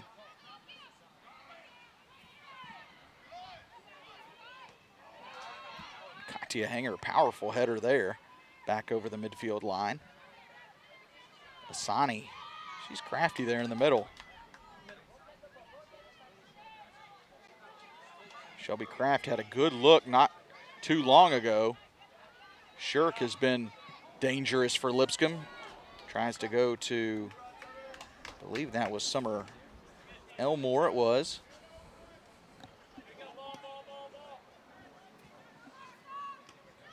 Shots still in favor of Lipscomb, 12-7, but shots on goal have now gone in favor of ETSU. They've got 5 shots on goal. Now they've got a 2-on-1. Going far on the left side and clearing it away again. Katia Hanger with a great defensive play. She went all out to clear that one out. Katia Hanger wasn't included on the preseason Defensive Player of the Year list, but after the performances in the last few games, I think she could have well deserved that honor. Will be another corner kick. Kendall King slowly walking over there to take it. This will be the 6th corner of the match for ETSU Correction. She's going to check out, and so now I'm not sure who's going to take it. Looks like it's going to be Ranvek. Kyra Ranvek, the 5'9" sophomore from Knoxville, Tennessee. Went to Hardin Valley Academy. And this is both teams set up differently on these corners. Lipscomb likes to play closer in the box. ETSU likes to run in. That one punched out again by CJ Graham. And I think that should be a goal kick. No, they're going to say corner. I didn't see that touched a Lipscomb. I guess it may be skinned off of a head of one of the Lipscomb defenders. So another corner kick for ETSU. ETSU corner kick. Here's Ranvek again. Will get her second opportunity. Now this time, not going to run into the box. They're going to set up inside. Short goes ETSU. Ranvek will pop one up in there. And cleared out by, I think that's Carapaza who got it out. Elmore now clears it out. Now Kraft on the counter. Has got to wait on some players, but it's going to push it up. Waiting on some teammates. Now she gets it into the middle. Here's Kraft again. Shirk in the middle. Gets it over to Ganthier. Back to Shirk. She'll put a shot, and that one's going to go wide. patience there by Lipscomb to try to let something develop offensively. As we approach 22 minutes here in the second half.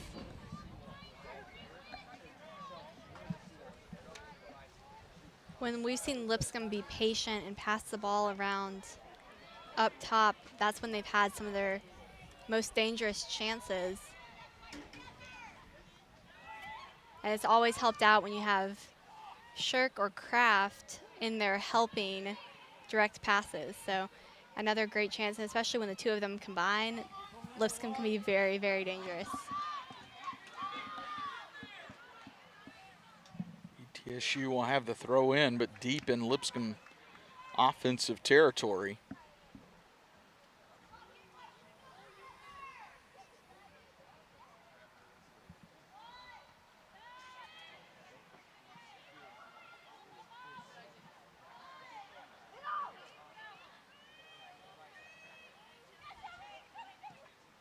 Kraft trying to slip one in there to Cammie McGee.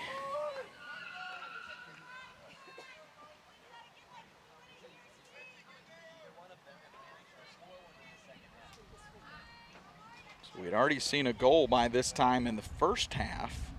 We've seen some pretty good chances by both teams here in the second half, but nobody's broken through here yet in the second half. Ooh, Asani goes flying over. And now there's a ball, good one to McGee. McGee will try to control it. She gets it over, and Abo is right there in the spot she needs to be, but still pretty good ball. Nice run by McGee, and McGee able to even keep that kind of into a dangerous spot was pretty impressive in and of itself.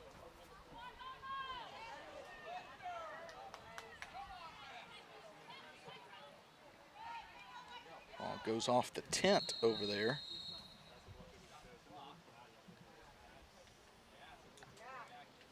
Now we're going to get a yellow card, I believe. Is that right? Yellow card against ETSU? I believe so. I'm not sure exactly. Momoko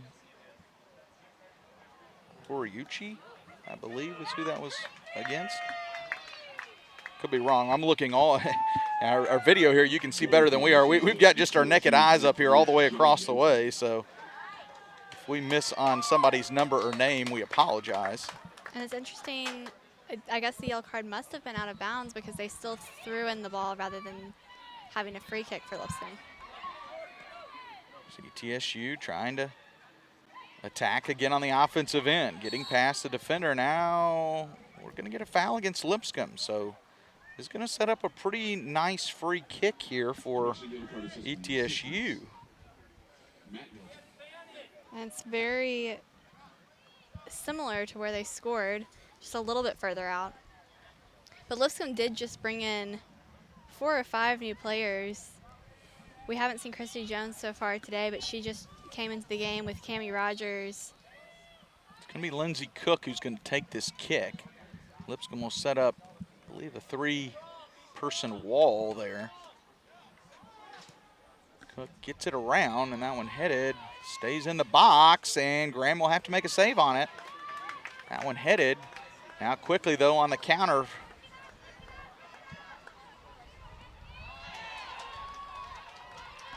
That one kept back by ETSU. Molly Grant and Valenzuela both checked back into the game. So that was Molly Grant and Valenzuela they were the 2 most dangerous forwards for Lipscomb.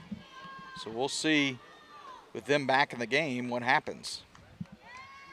Cammie Rogers, Valenzuela, and Molly Grant.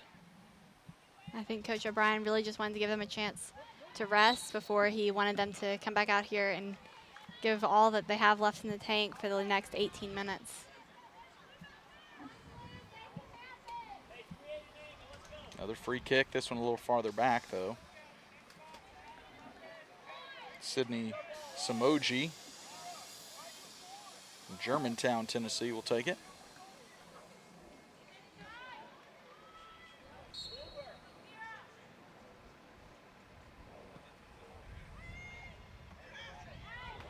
one ricochets off a Lipscomb player and almost, that was very dangerous as that one ricocheted off a Lipscomb player, and then Jenna Brown found that ball kind of kicking off of her foot and did just go over the crossbar out of play. So ETSU again threatening.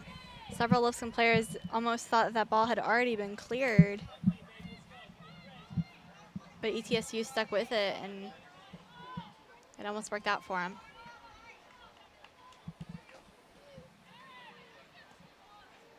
Nicely played there by Molly Grant, and Lipscomb able to get control. That one she can't handle. Approaching 17 minutes left to go here in the second half. We're still tied at 1. ASUN and SoCon doing battle here. Of course, two former ASUN members. ETSU was in the ASUN for a while before they moved on to the SoCon conference.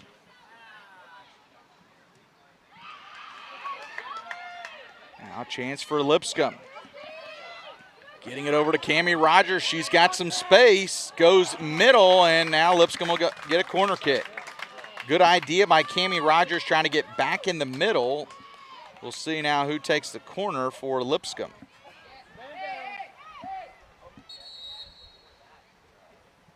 Now they're gonna have sub. We got a player down. I didn't see that they stopped time for Asani, and it looks to me like cramps. Kind of grabbing her toes there. That's usually a telltale sign when you start getting those calf cramps. And she's been down a couple of occasions today, so I think she's been struggling with them for the entire match. Looks like it's going to be Christy Jones, I believe, who's taking the corner over there. I believe actually that might be Angela Steidel. Or is it? Okay. I saw one. You're right. Lipscomb, Valenzuela, McFadden, and also Molly Grant in the box there.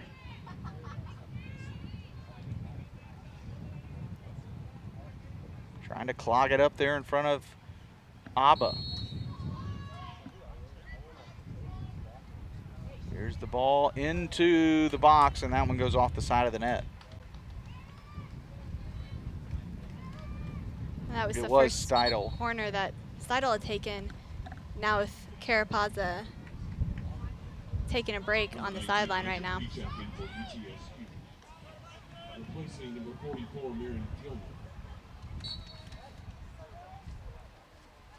Well, you gotta think next goal may win this game as we're under 16 to go, just the way this one's kind of gone.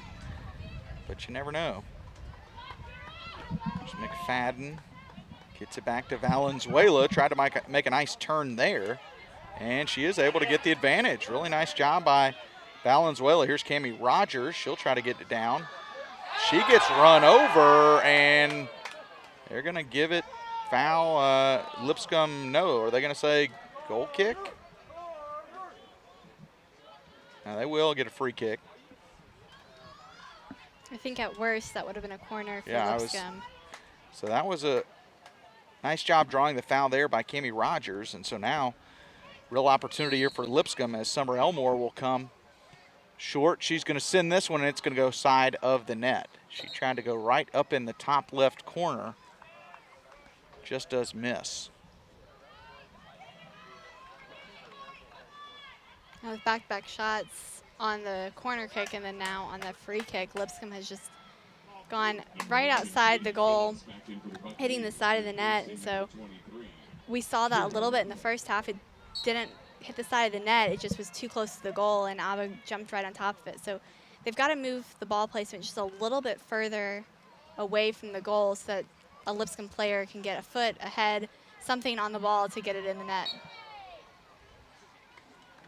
A little too much shove in the back that time by Katia Hanger, and so the advantage will go back to ETSU.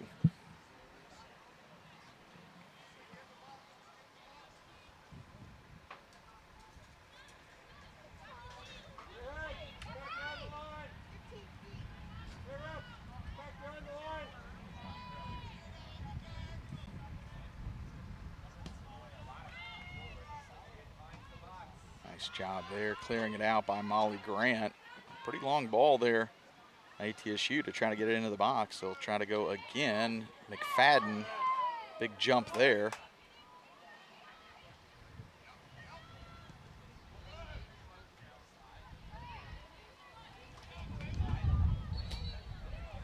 And advantage foul there against ETSU, so Lipscomb will have the ball. Under 14 minutes to go here, second half.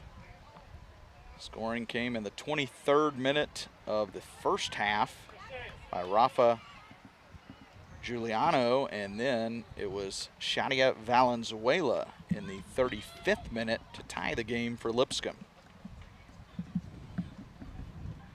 Second half, we've had a lot of chances, pretty good ones, but nobody's been able to strike through.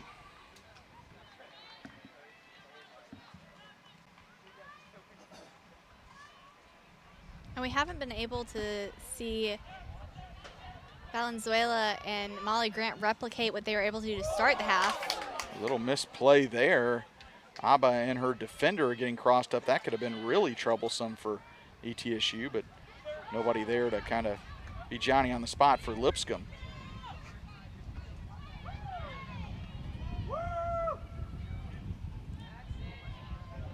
And Lipscomb will have the ball. Nice job that time by Christy Jones on the right side. In for the Bisons, number 9, Emanuela Shirk.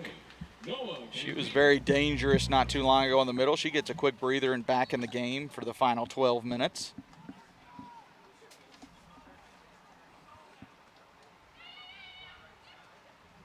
Emanuela using her size there to battle.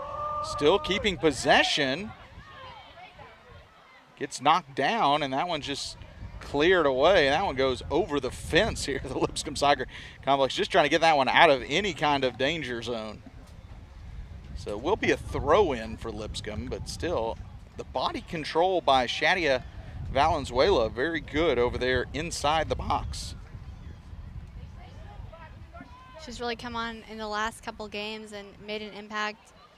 Just a freshman, but already playing with very high level of skill.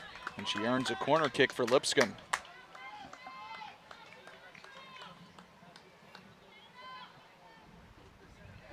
This time it will be Jones taking the corner kick.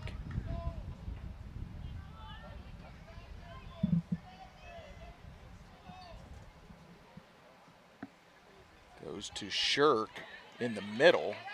A little deception there, and ETSU not fooled. Trying to get it back in the middle. There's Hanger, usually a defender, but she was in the box with the corner. There's Cammie Rogers now. Rogers trying to make a run on things. Nicely defended, and ETSU clears it out. Good defense that time by Paige Carlson. And there's Momoku Horiachi. She'll get it up the way to Jenna Brown, who's got some space. Here comes Brown on the counter. Browner tries to get it over now. It comes back to Brown. She's still got it available, and that one just slips through the middle. Wow, what a chance for ETSU, but just nobody in the middle that could bury that one and put it home. And we've seen that be an issue for both teams. Well, they'll have a great ball into the box, and then no one is there to capitalize on it, which I'm sure will be a topic of conversation with both teams in practice tomorrow.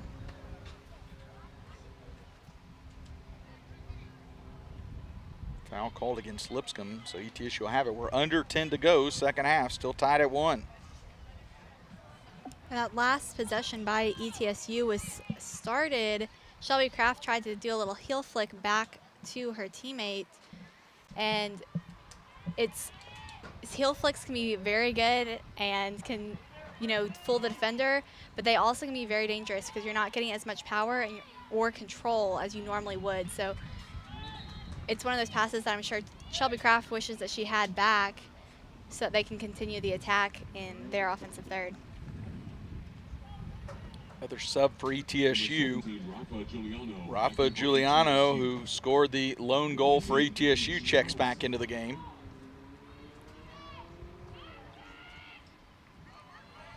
That one popped up high in the air over midfield. And we'll see, it stays in play.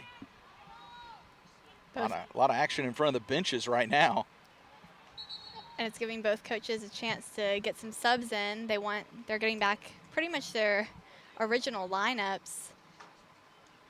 Lipscomb going to bring in a couple of subs. With only 8.5 minutes left, I don't think either team wants to go to overtime. It's a warm day, and they'd rather get a win here in regulation and get some rest. So Bauer coming in for ETSU. Lipscomb has a couple players that Coach O'Brien talking to that looks like it's going to check in. Haven't yet.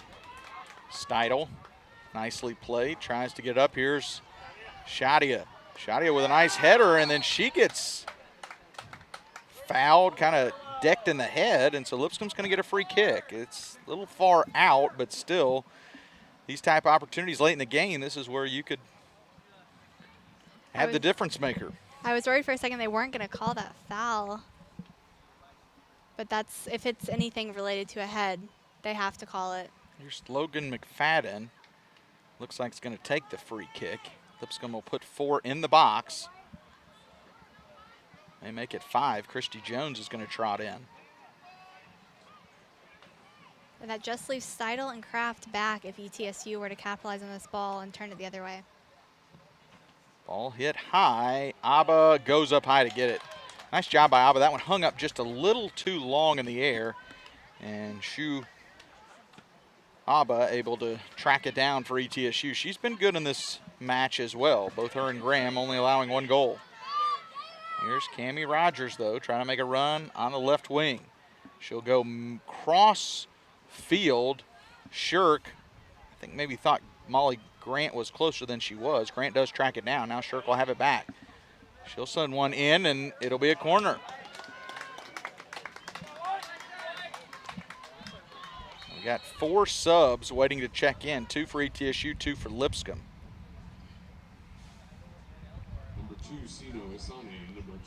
And probably the most key sub for Lipscomb coming in there is they're going to bring back in Carapaza, so she will go up and take the corner.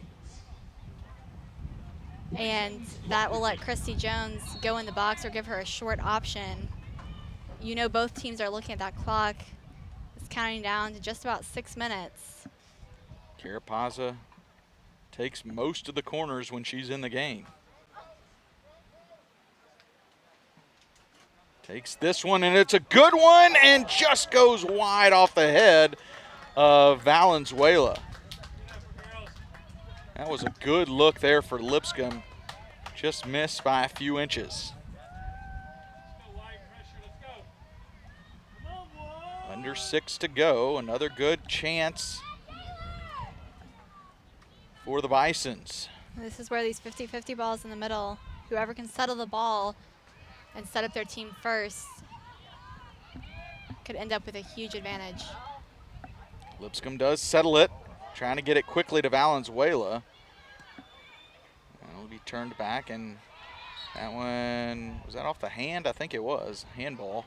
So Lipscomb's gonna get a free kick. Carapaza understanding not a ton of time, so trying to set it up quickly for Lipscomb. Approaching 5 minutes to go here in the second half. Still tied at 1. ETSU has never lost to Lipscomb here at the Lipscomb Soccer Complex. They are 5-0 all time against the Bisons. Lipscomb would like to change that this afternoon.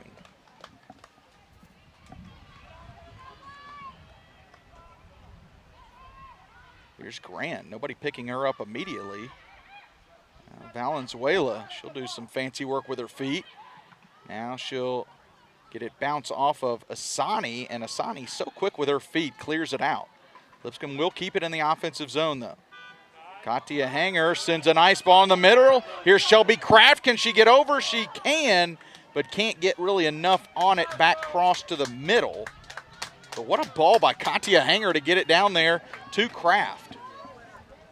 Absolutely beautiful, and great work by Shelby Kraft. She's kind of Coach O'Brien's all-purpose tool. She typically plays more defensively, but if it gets late in the game and Lipscomb needs a goal, she goes back up and fights. It's kind of that Swiss Army knife, sort of, where she can really do it all for Lipscomb, and she's pretty much on the court, or on the field rather, the whole time. McFadden and Hanger have done an excellent job defensively for the Bisons.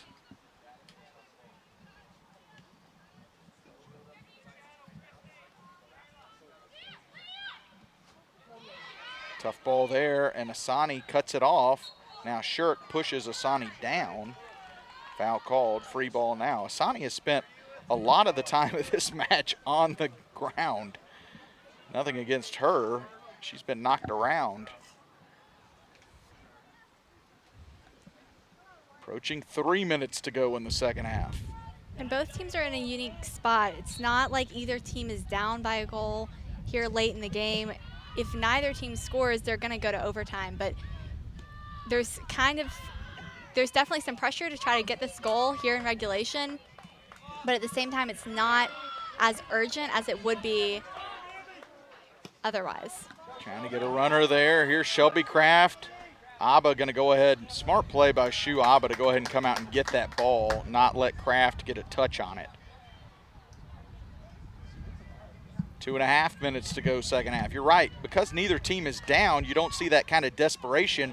Both teams trying to score, but also being kind of careful about how they go about it. They don't want to get too risky on either side.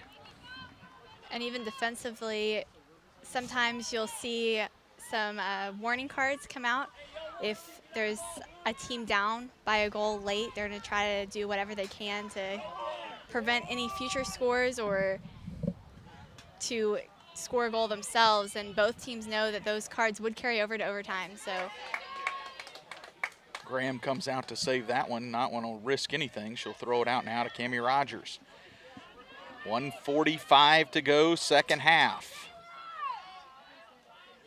No scores here in the second half, but it has been an entertaining second half, that's for sure. A lot of chances on both sides.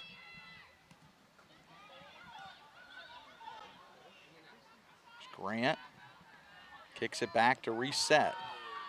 Carapaza gets it to the middle. A lot of room for Shirk. Shirk with a lot of room. She'll go to Cammie Rogers.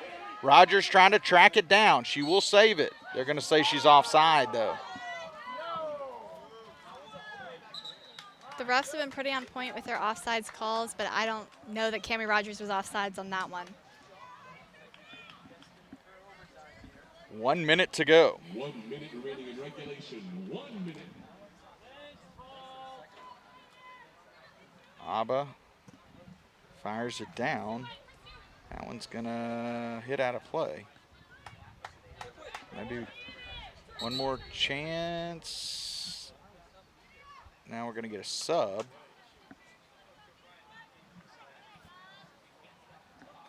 In for Lipscomb, number 28, Summer An interesting Elmore. time to Interesting choose the sub there sub. because that wastes about 15 seconds.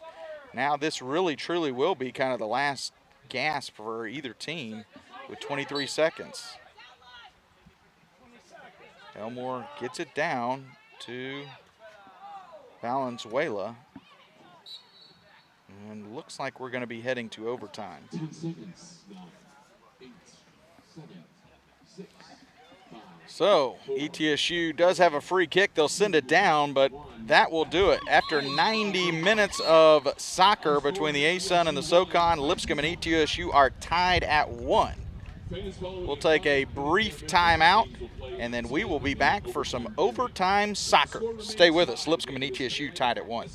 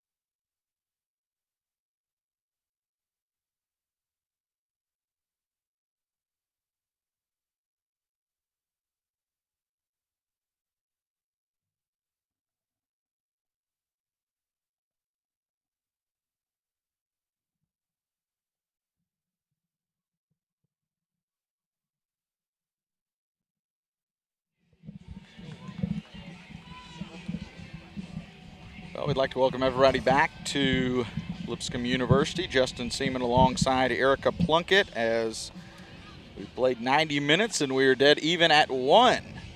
And Erica, you know, we had 2 goals in the first half, but that second half may have been more entertaining even than that first half. We had 2 really nice goals by, first off by Rafa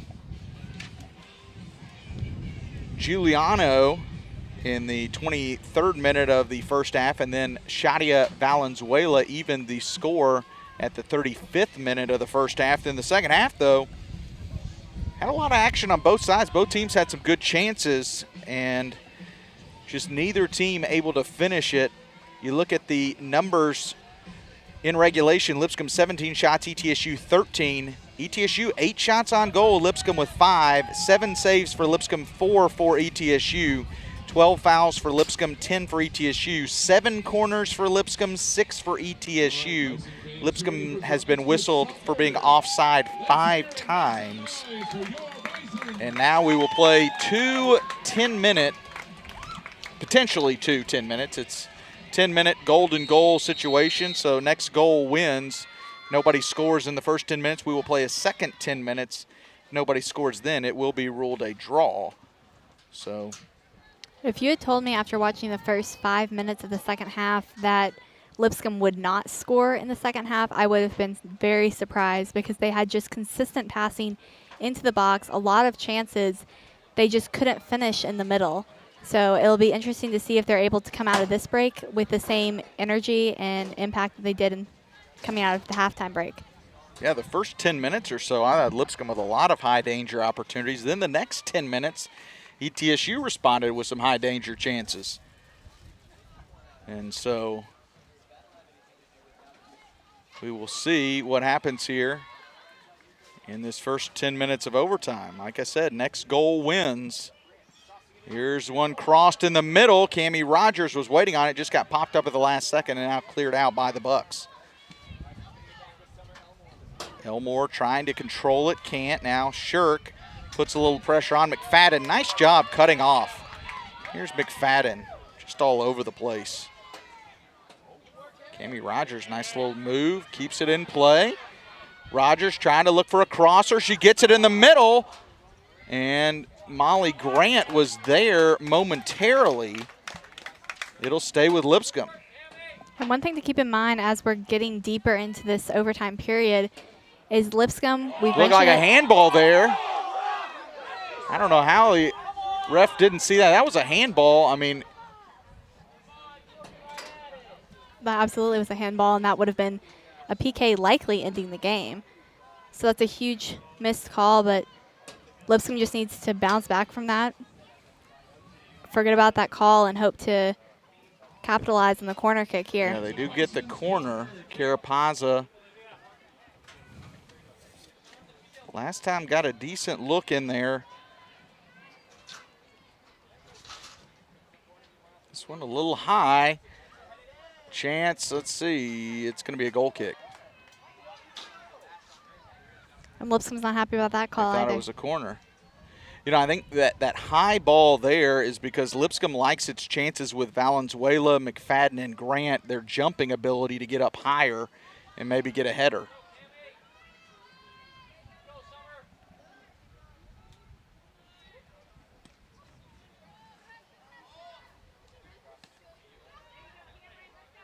Cammie Rogers gets it over to Elmore. Elmore with some space to run. She'll go middle. Valenzuela controls it, little room. Now she's taken from behind by Asani. Really nice job coming from behind to steal that one away from Valenzuela.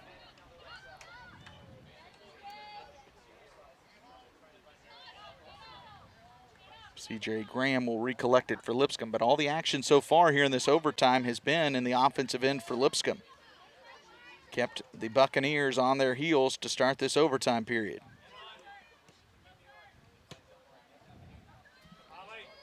Go to Molly, Grant, head on. Here's Kraft. Kraft in the middle. She's got some room. She's going to go right side. Try to look it back to the middle. She does get it in, but off sides, I believe, was Cammie McGee, so she didn't play the ball. Lipscomb will keep possession, though. Cami Rogers tries to go to the right corner. Not a bad idea, just a little high. That one bounces off the back post. That was a good look by Cami Rogers. She's had quite a few of those today. She really is the leader of this team. Last weekend, she had 1 goal and 2 assists against Southern Illinois in that 4-0 win. She's a very capable goal scorer and also just likes to distribute the ball slips well. Past the defense. Here's Molly Grant, gets it into the middle. Trying to turn was Valenzuela. Now Cami Rogers at the top of the box. Here's Kraft. Hits it off Asani. Now Cami Rogers goes over the net. Another golden opportunity for Lipscomb to try to end this one in overtime. Just cannot connect. But you like the aggressiveness of Lipscomb here coming out in the first 5 minutes of this overtime. They've just continued to attack. Their focus is on getting that goal. They're not just trying to stop and hold to a tie. They really want this win. See if ETSU can counter, regain a little of the momentum they've lost here to start this overtime.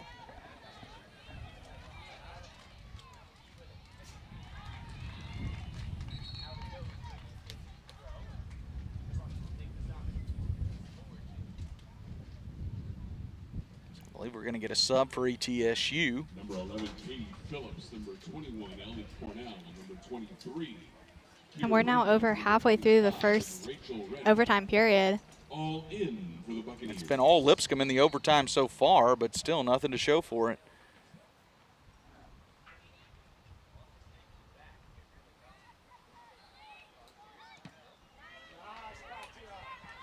A chance for Cami Rogers, but it's going to be cut off that time by ETSU. Taylor Limperville cuts it off.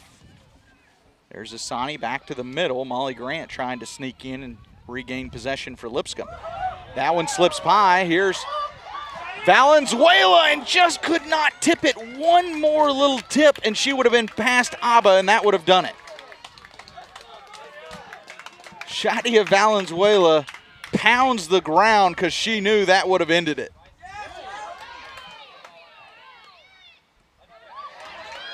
And even though that wasn't a goal, those are moments that I think really keep the momentum in Lipscomb's court, and they really can continue to capitalize using their energy. They feel like they've got this one coming soon. There's offsides there. Streaking in was Cami McGee trying to sneak past the defenders, but a couple of steps too early. But again, all the offensive action has been in the Lipscomb zone. 3 minutes left in the first overtime. Valenzuela again back to Kraft. She'll try to turn, but pesky Asani again on the deck. They're going to let him play because advantage ETSU. ETSU has not had much of any kind of look. Now comes Ranvac and able to pick it up is CJ Graham. 2.5 to go in the first overtime. Both goals scored in the first period. We've played over 50 minutes of scoreless soccer. But it hasn't felt that way because we've had some chances.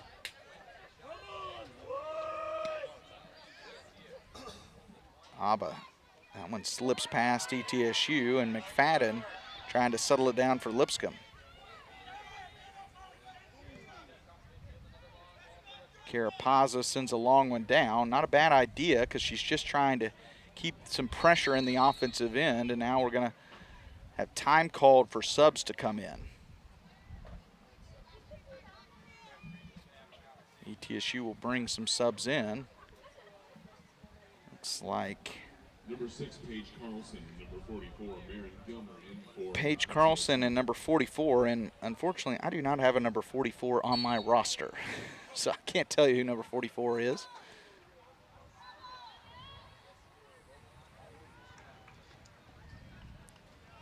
And this might be a great chance for ETSU to regroup with those subs and a couple ETSU throws back to back.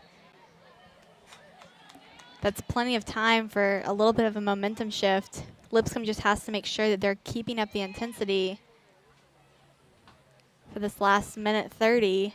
Free kick now for ETSU. First time to maybe see if they can get something set up offensively. They have not really had any chances here in this overtime, this first overtime period. One into the box, but McFadden was all over that one. But you can see ETSU still holding 4 back. They were not really committing offensively there all out. Still keeping 4 back, afraid of that Lipscomb counter. Under a minute to go in the first overtime. We'll play one more overtime if nobody scores here in the next 48 seconds. Shirk gets cut down and draws a foul. Lipscomb's got to move quickly, though, and that ball now we're going to get delay a game. We're going to get a yellow card issued to ETSU. And that does a lot of things for Lipscomb. She was trying to keep them from having another chance, but not only did you stop them and give yourself a yellow, which might prove to be dangerous in the next overtime period, but you stopped the clock. So Lipscomb now has tons of time to set up. So really just not a smart play by ETSU there. McFadden will take the free kick. She gets it up into the box, and I'm going to say advantage ETSU is a shove in the back, I believe, by Lipscomb. So under 30 seconds now for Shua Abba, goalkeeper. She's not in a ton of, in a big hurry, I'll say, to do anything. And I think playing for that second overtime on the road. All settled down. 8 seconds, 7, 6, 5. And we're going to head to a second overtime here in Nashville. We've played 100 minutes of soccer, and we're still tied 1-1. We'll take another break. Second and final overtime coming up from Nashville. ETSU and Lipscomb tied at 1.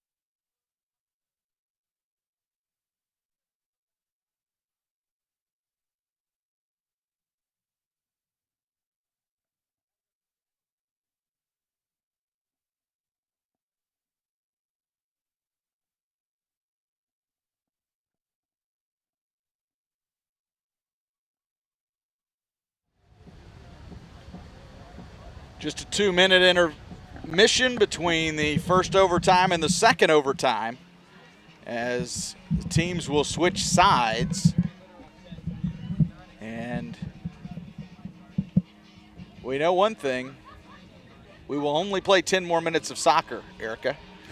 Yes, and the men actually had a very similar result. Lipscomb's men got down 3-1 to ETSU in Johnson City on Friday. Came and fought back to get 2 goals late in that one, tie it up. They went to double overtime and they ended up tying. So I wonder if we'll see a similar result. There's been great chances on both sides of the ball, but neither team has been able to capitalize. Credit to CJ Graham and Abba, who have both done a fantastic job defending their net. Well, and that first overtime was really dominated possession-wise and attack-wise by Lipscomb. ETSU was kind of playing on their heels that whole first overtime. We'll see what happens here in the second overtime. See if ETSU can maybe regain a little of their offensive prowess. And Lipscomb has brought back out the same players who ended that first overtime period. What a play by Valenzuela, and Lipscomb will have a corner here early in the overtime.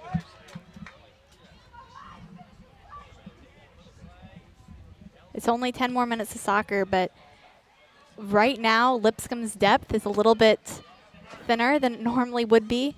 And so these are the kinds of plays that this is a test for their endurance, because they're going to be without some of those players for the rest of the season. And so even though, no matter how this result turns out for Coach O'Brien, this is a great chance to test his team before they get into conference play. Summer Elmore sends it deep. Katia Hanger heads it back into the box, but nobody there for Lipscomb to bury it home. Elmore will send another pop-up, and Molly Grant was way offside. But nothing really she could do except be offside, so she went ahead and headed it. And that, I believe, is her second or third offside penalty today.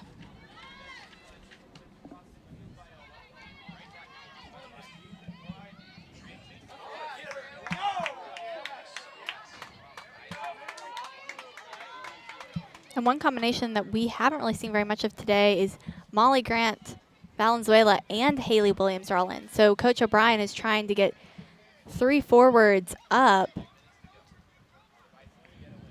Here's Grant. He's trying to be as aggressive as possible. Grant tries to pull it back, but Sino Asani is there for it. McFadden, who I believe has played every minute of this soccer game, tracks it down. Her and Katia Hanger. And they aren't just stationary center backs. No, We've seen them run all over the field, so they have to be feeling this one now. Nice move by Elmore. Haley Williams trying to get it back for Lipscomb. McFadden keeps it in the offensive zone. Cammie Rogers wide on the left side. Rogers has had some good runs on the left side. She'll cut back to the middle, send it towards the goal a little wide. Nice little cutback, though, by Cammie Rogers. Approaching 7 minutes to go in the second and final overtime. ETSU has never lost here at Lipscomb. They are 5-0 when they play here at Lipscomb. Lipscomb trying to end that today, but they'll need a golden goal here in the final 7 minutes to do it. Shirk, but Cammie Rogers is shoved down, so free kick.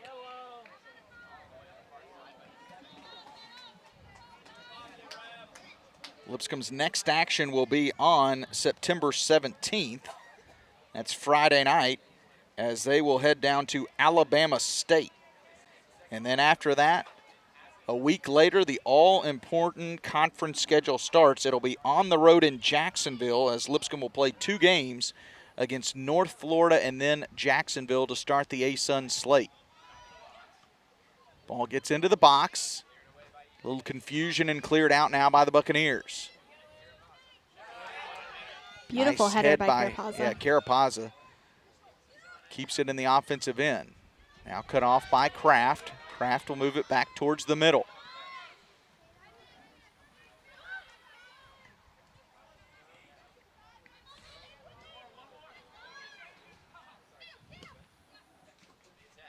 On to Grant. Tries to play it. Nice job by the Buccaneers defense. ETSU almost appears to be hunkering down a little bit defensively, playing for that counter. Not really being that aggressive on the offensive end, but sending a lot back defensively. Here's Cammie Rogers. And defended nicely, but like I said, only 2 forwards back for ETSU, as they are really hunkering down in the defensive zone. And it's shocking considering the number of good chances that they had the entirety of regulation. And you wonder if it's a response to how Lipscomb came out in this overtime trying to attack. Nice ball there, and did it kick off of a defender? No, it'll be a goal kick. As that time it was Haley Williams who tried to slip one in to end this game. We're under 5. They do not stop the clock for the subs yet. Shua Aba, who's done a nice job in goal, the freshman from Japan. These balls are important to try to win control of. Lipscomb will send it back into the offensive end, but juggled there by ETSU before Shirk is fouled, and the ball will be a free kick at the midfield line. 4:15 to go in the second and final overtime. With Shirk's footwork, she does such a good job of drawing those fouls and setting up Logan McFadden for these free kicks. McFadden gets it up in the air. Kind of slips through, though, into good position for ETSU, trying to clear it out. Elmore with a nice header, though. Back again for Kraft. Pushing again is Lipscomb. Under 4 to go. Molly Grant. 3 defenders hovering right there. 3 or 4 defenders right there hovering in the box for ETSU every time. Almost feels like ETSU is more playing for the draw, whereas Lipscomb really playing for the win is what it feels like right now, just from what we've seen in these 2 overtime periods. Now foul, is that going to be a yellow card? If it is a yellow card, that would be her second. But I think it should be because that was away from the ball. They're not going to give her a yellow card. And time bleeding off the clock right now. Under 3 to go. Here's McFadden again, another long free kick. She's got the leg, though, to get it into the box. And they're taking a different approach than they did during the second half. They're giving their team time to set up in the box before taking these deep free kicks. That one, nobody touches it until Molly Grant gets it. She has her jersey grabbed, no call. Lipscomb will regain possession. That could have been big if they'd called that. Grant had her jersey grabbed a minute. Here's Carapaza now. Carapaza surveying. She gets it over right side to Grant. Grant goes middle. It'll be a corner. 2:17 to go. Carapaza will take the corner. Beautiful footwork by Olivia Carapaza. Just skating through defenders and giving her team another great set piece here. Grant Valenzuela in the box along with Haley Williams.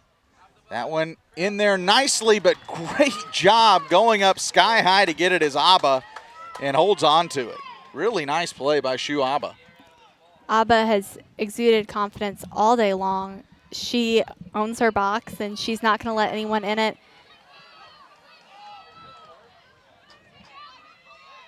Minute and a half to go.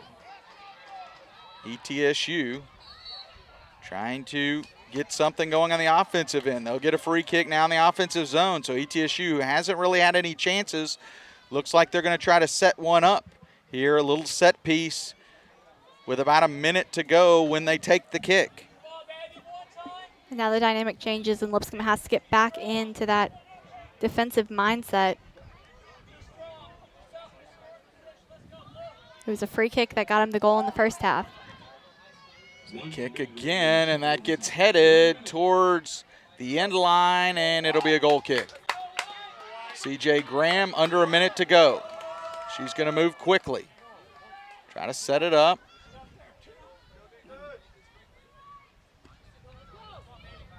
That one, maybe a little too much air under that one. ETSU with a counter. Here they come again, trying to get something set up. CJ Graham trying to track it in because she didn't want a corner kick now with 30 seconds to go.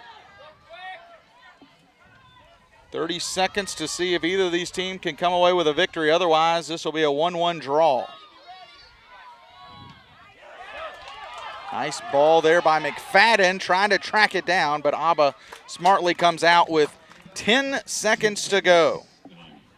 8, 7, 6, 5, 4, 3, 2, And that will do it.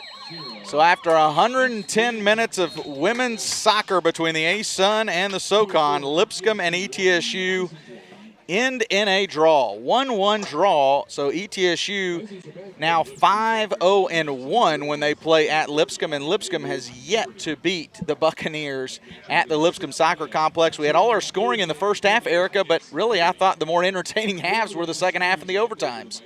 Absolutely, especially that first overtime period and the start of the second half. Lipscomb had shot after shot.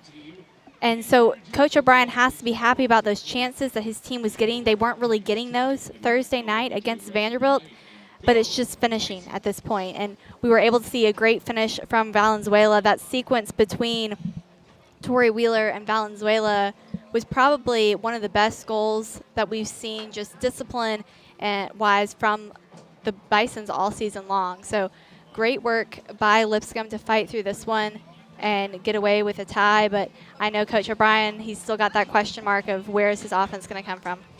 Both these teams will be back in action next Friday night. ETSU will be at home against Tennessee Tech. Lipscomb will be on the road at Alabama State, 6 o'clock Central start, and then ASUN action will start for the Bison September 23rd. They'll be in Jacksonville to face North Florida. 2 goals today. Rafa Giuliano scored the first one. Shadia Valenzuela tied the game back in the first half, and then we played scoreless soccer the rest of the way. Ends in a 1-1 draw. So for Erica Plunkett, I'm Justin Seaman saying so long from Nashville, Tennessee, as it is 1-1 a draw between Lipscomb and ETSU.